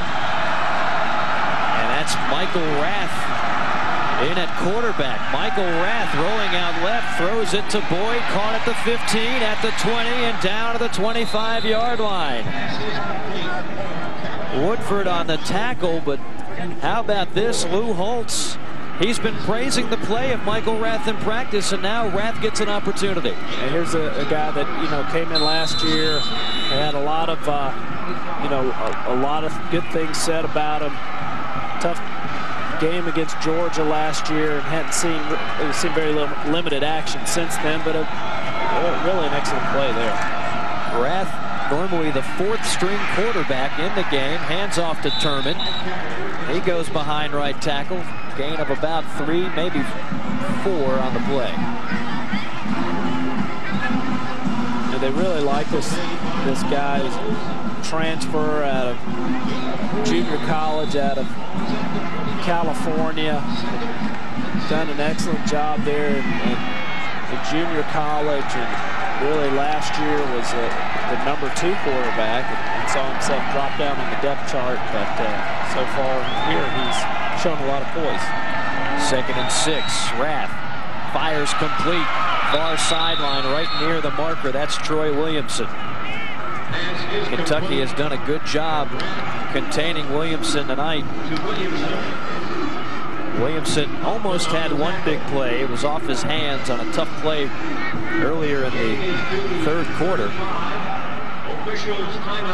You're seeing a little bit of the bend but don't break philosophy here on the part of Mike Archer and his Kentucky defense. And they've done a great, it's really, as you see, just an inch or 2 short.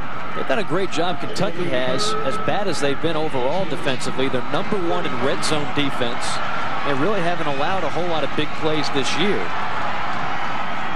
So the bend but don't break has worked so far tonight.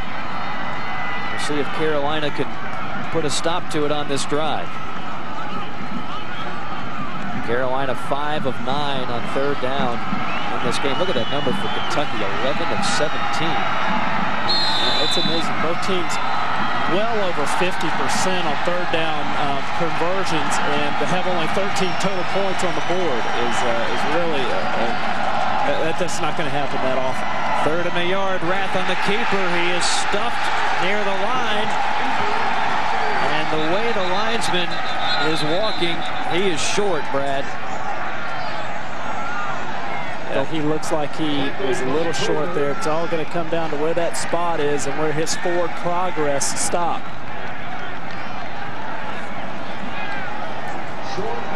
He needs the 35. He got the 34 and a half. Lou has been gambling quite a bit this year, and he's going to do it again. You got a big old offensive line, talented, 4th and 1, and he's saying, man, you've got to go out there. You got to make this happen. Play of the game. 4th and a foot. Boyd gets the carry. He's got the first at the 40. Cuts it outside to the 35. They get the 47-yard line. Corey Boyd with the first down before being brought down by Huffman. You know, here the single back going to the right. Great block there by the South Carolina offensive line. Troy Williamson still coming downfield trying to make a block. See the South Carolina offensive lineman all the way downfield. Great run by Corey Boyd. Dacus Turman back into the game for Carolina. Rath continues to work out of the gun. Trips left side. That's where they go, and it's almost intercepted by Burns. My goodness. Holy smokes. That was way too scary. What a play here. Just to say, I mean, how many times are you going to see that? Thank goodness that was a defensive lineman. Look at this. Oh, you never expect to see a defensive end up the field in that type of a position. 2nd down, 10 yards to go. 4 minutes even remaining in this game. Rath got Boyd in the slot, working the middle. Rath, all kinds of time. Rath cocks it back, fires long, nothing there. Almost intercepted, dropped by Mike Williams. Had that one right in his breadbasket and simply dropped it. Williams agonizing over that. South Carolina Gamecocks coming up with a huge break right here. Kentucky only rushing 3, dropping 8. They're not going to let you get behind them. That's their whole philosophy on that play, and Michael Rath taking a gamble there and just throwing the ball up and hoping somebody in a white jersey comes down with it. 3rd and 10, Carolina 5 out of 10 on 3rd down. Rath, 7-step drop. Rath looks near sidelines, got a man. It's caught by Noah Whiteside at the 36. Noah finding the open spot and grabs it for a Carolina first down. Here you go. This is an excellent throw and catch by South Carolina, by Michael Rath here, being patient, waiting for the play to develop. There's a hole in the coverage that's going to open up right there. And what you're trying to do is just tell those receivers, find where that hole in the coverage is, be patient, wait on it, sit down right in the middle of it. And a wonderful job of patience on behalf of Michael Rath. 16-yard gain. Here's Rath. Swings it out left side to Turman. Turman down at about the 33-yard line. Flowers drags him down there. Guess who? Sweet Pea Burns also in on the play. He's been everywhere tonight. Some of these Kentucky defensive players, some of their quote-unquote leaders sat down this week and had an informal meeting between them and just said, look, we're not playing like we're supposed to be playing. We're not producing. And that's got to change, and I think you've seen a couple of them step up here a little bit tonight.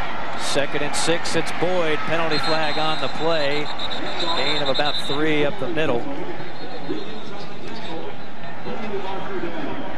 We'll see what the call is. Josh Brown, meanwhile, warming up on the Carolina sideline. A chance for a game-winning field goal.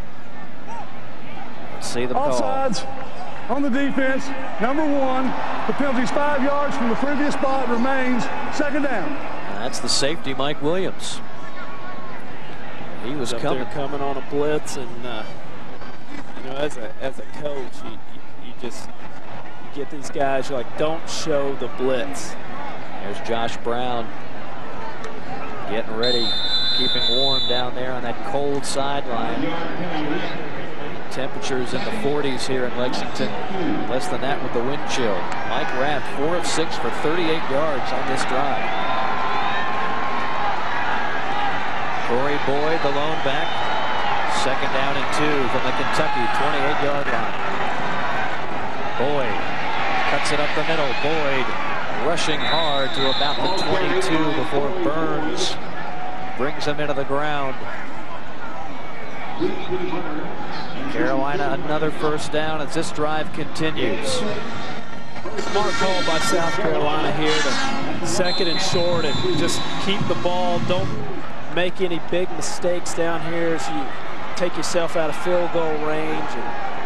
And very good run by Corey Boyd. Just being patient, waiting for the hole to develop. 3-wide formation. Rath working the gun. Again, it's Boyd on the carry. Boyd inside the 20, down to the 19-yard line. Clock continues to tick. And now a timeout going to be called by Kentucky. Carolina has 1 timeout remaining. Kentucky will have 2. 1:49 to go. And the Gamecocks trying to put forth a winning drive here, trailing it by 1. I tell you, you got to give credit to this Carolina offense, the line, the backs, and Mike Rath all coming through here in the clutch.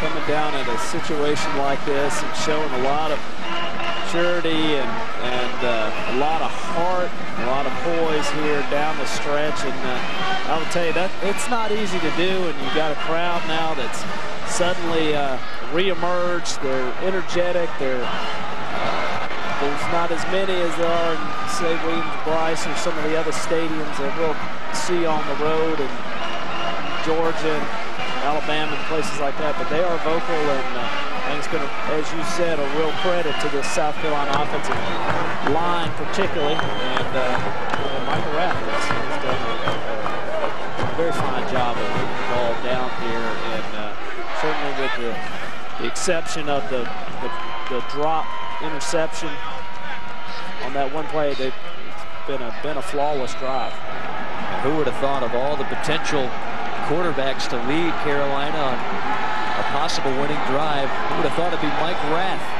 Here's Gauze on an end around, almost brought down in the backfield. He is brought down at the 19. Ricky Abram tackles him there as the clock continues to tick, and we take another look. We got the play off of the ride play off of motion there, and what you're trying to do is more than anything, what's key to a play like this is avoiding penetration by the interior defensive line, which is exactly what you saw happen there, and it disturbs the play, the flow of the play, and because again, it is all about timing, and those guys on the play side can only hold those blocks for so long.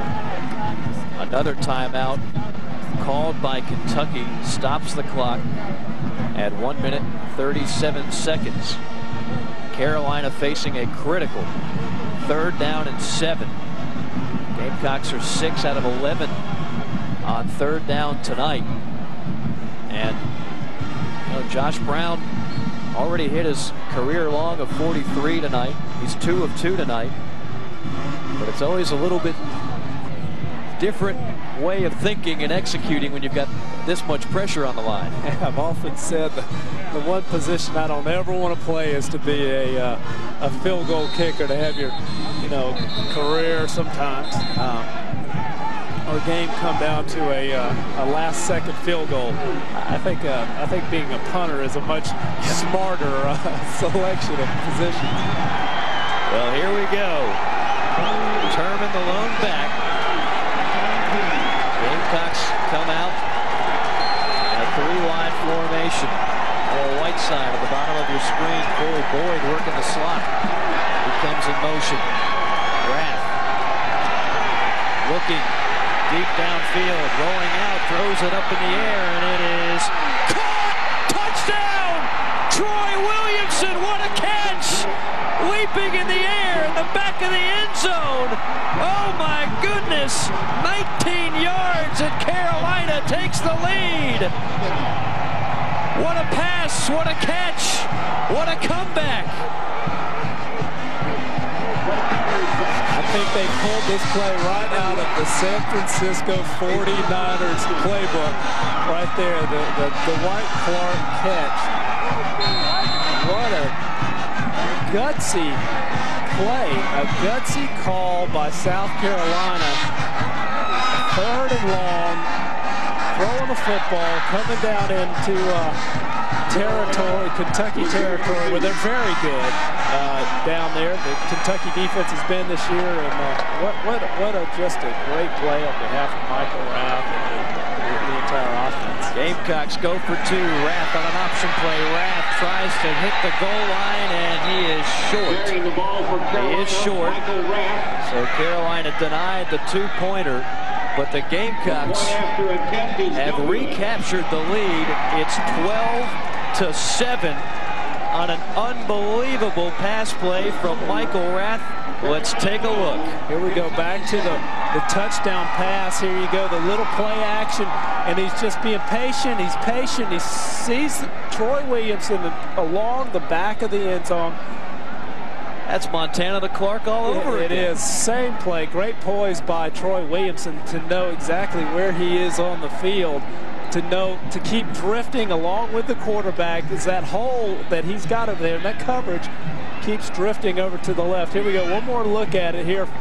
The angle of the quarterback, and you can see, I mean, there's just, it's all blurry. There's bodies all over the place, and what a gutsy play, and a very just a heads-up and athletic play by Michael Rath and Troy Williamson.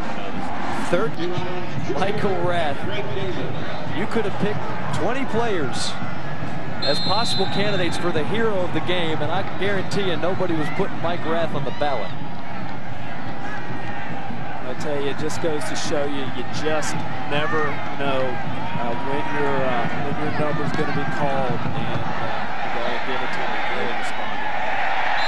Kickoff goes into the end zone, so Kentucky will have it at the 20, 80 yards to pay dirt with 1:21 and 1 timeout. This is not a big play offense. They haven't made a whole lot of big plays today. If Carolina's defense can hold on, the Gamecocks will come out of here with victory number 5 on the year.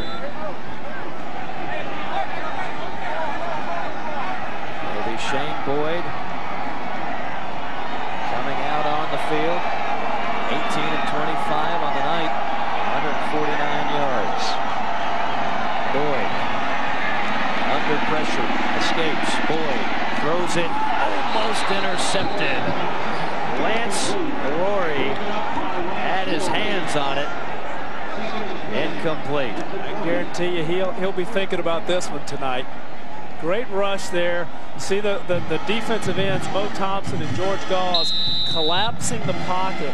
South Carolina doing an excellent job. Their interior defensive linemen filling up the throwing lanes, keeping the quarterback moving, not just letting him step up there and have a lane to throw the ball in. Wonderful job by Lance Lowry.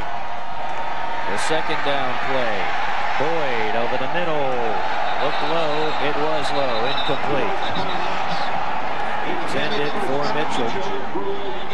It'll be 3rd down and 10. He had him if he could have gotten a little more air under that football. So a critical 3rd down and 10 here. Obviously 4-down territory. Kentucky 11 of 17 on 3rd down tonight. Interesting to see what South Carolina does here. If they sit back, play zone, try to make them dump it off early, I think you'll see one of the Kentucky receivers sitting down right on that 1st down marker. Boyd in the pocket over the middle, incomplete, overshoots Glenn Holt. And Kentucky is down to perhaps its final play. You go Holt running downfield, running the in route right on the 1st down marker, and excellent job by the Gamecock safeties there, knowing exactly what they're trying to do and sitting back there being patient. And comes comes down to this for Kentucky. 4th down and 10. Quarterback's playing deep. Boyd back to pass. And incomplete. And that's going to do it in all likelihood. Mitchell couldn't hold on to it. Carolina can come on out, run the clock out, and the Gamecocks are going to escape Lexington with a victory. Yeah, the weak side deep comeback here run by Kentucky, and you know, they're playing quarter field coverage over there, and just a very fortunate play there for the Gamecocks. So Michael Rath back out onto the field. Kentucky can only stop the clock once. They've got 1 timeout remaining. What poise that the Gamecocks have shown here in the second half is you know, coming back from a 20-some play scoring drive, and you know, what a real tremendous job that they did, rising above that circumstance, responding, which is so important in this game and in this conference. Well, it's always better to win ugly than to lose pretty, and the Gamecocks are going to win this game. It wasn't a thing of beauty, but when Carolina needed it most, the defense got the most crucial stop. The offense got the most crucial score. As Kentucky burns its final timeout here with 53 seconds remaining. But after that, there's no way they'll be able to stop it. I think Lou Holtz trying to tell his team right now, guys, don't get involved in any extracurricular activity. There's a lot of jawing going on there, and a lot of frustration shown on the Kentucky side, but the last thing you want here is a penalty. Well, we talked about this in the open, Brad. There's something about this stadium that always gives us interesting, not always pretty, but tight ball games that come down to the wire, and this one was no exception. There's a shot of Savell Newton in that ankle sprain that he has. Real unfortunate for him, and you hate to see that happen. As we said earlier, that any player, particularly one of your own, and you know, those ankle sprains are sometimes, as you know, we saw Demetrius Summers struggle with his throughout a good part of the season, and sometimes they're extremely hard to come back from. 2nd down, another knee taken by Rath. There's the wise thing, quickly tosses the ball to the official.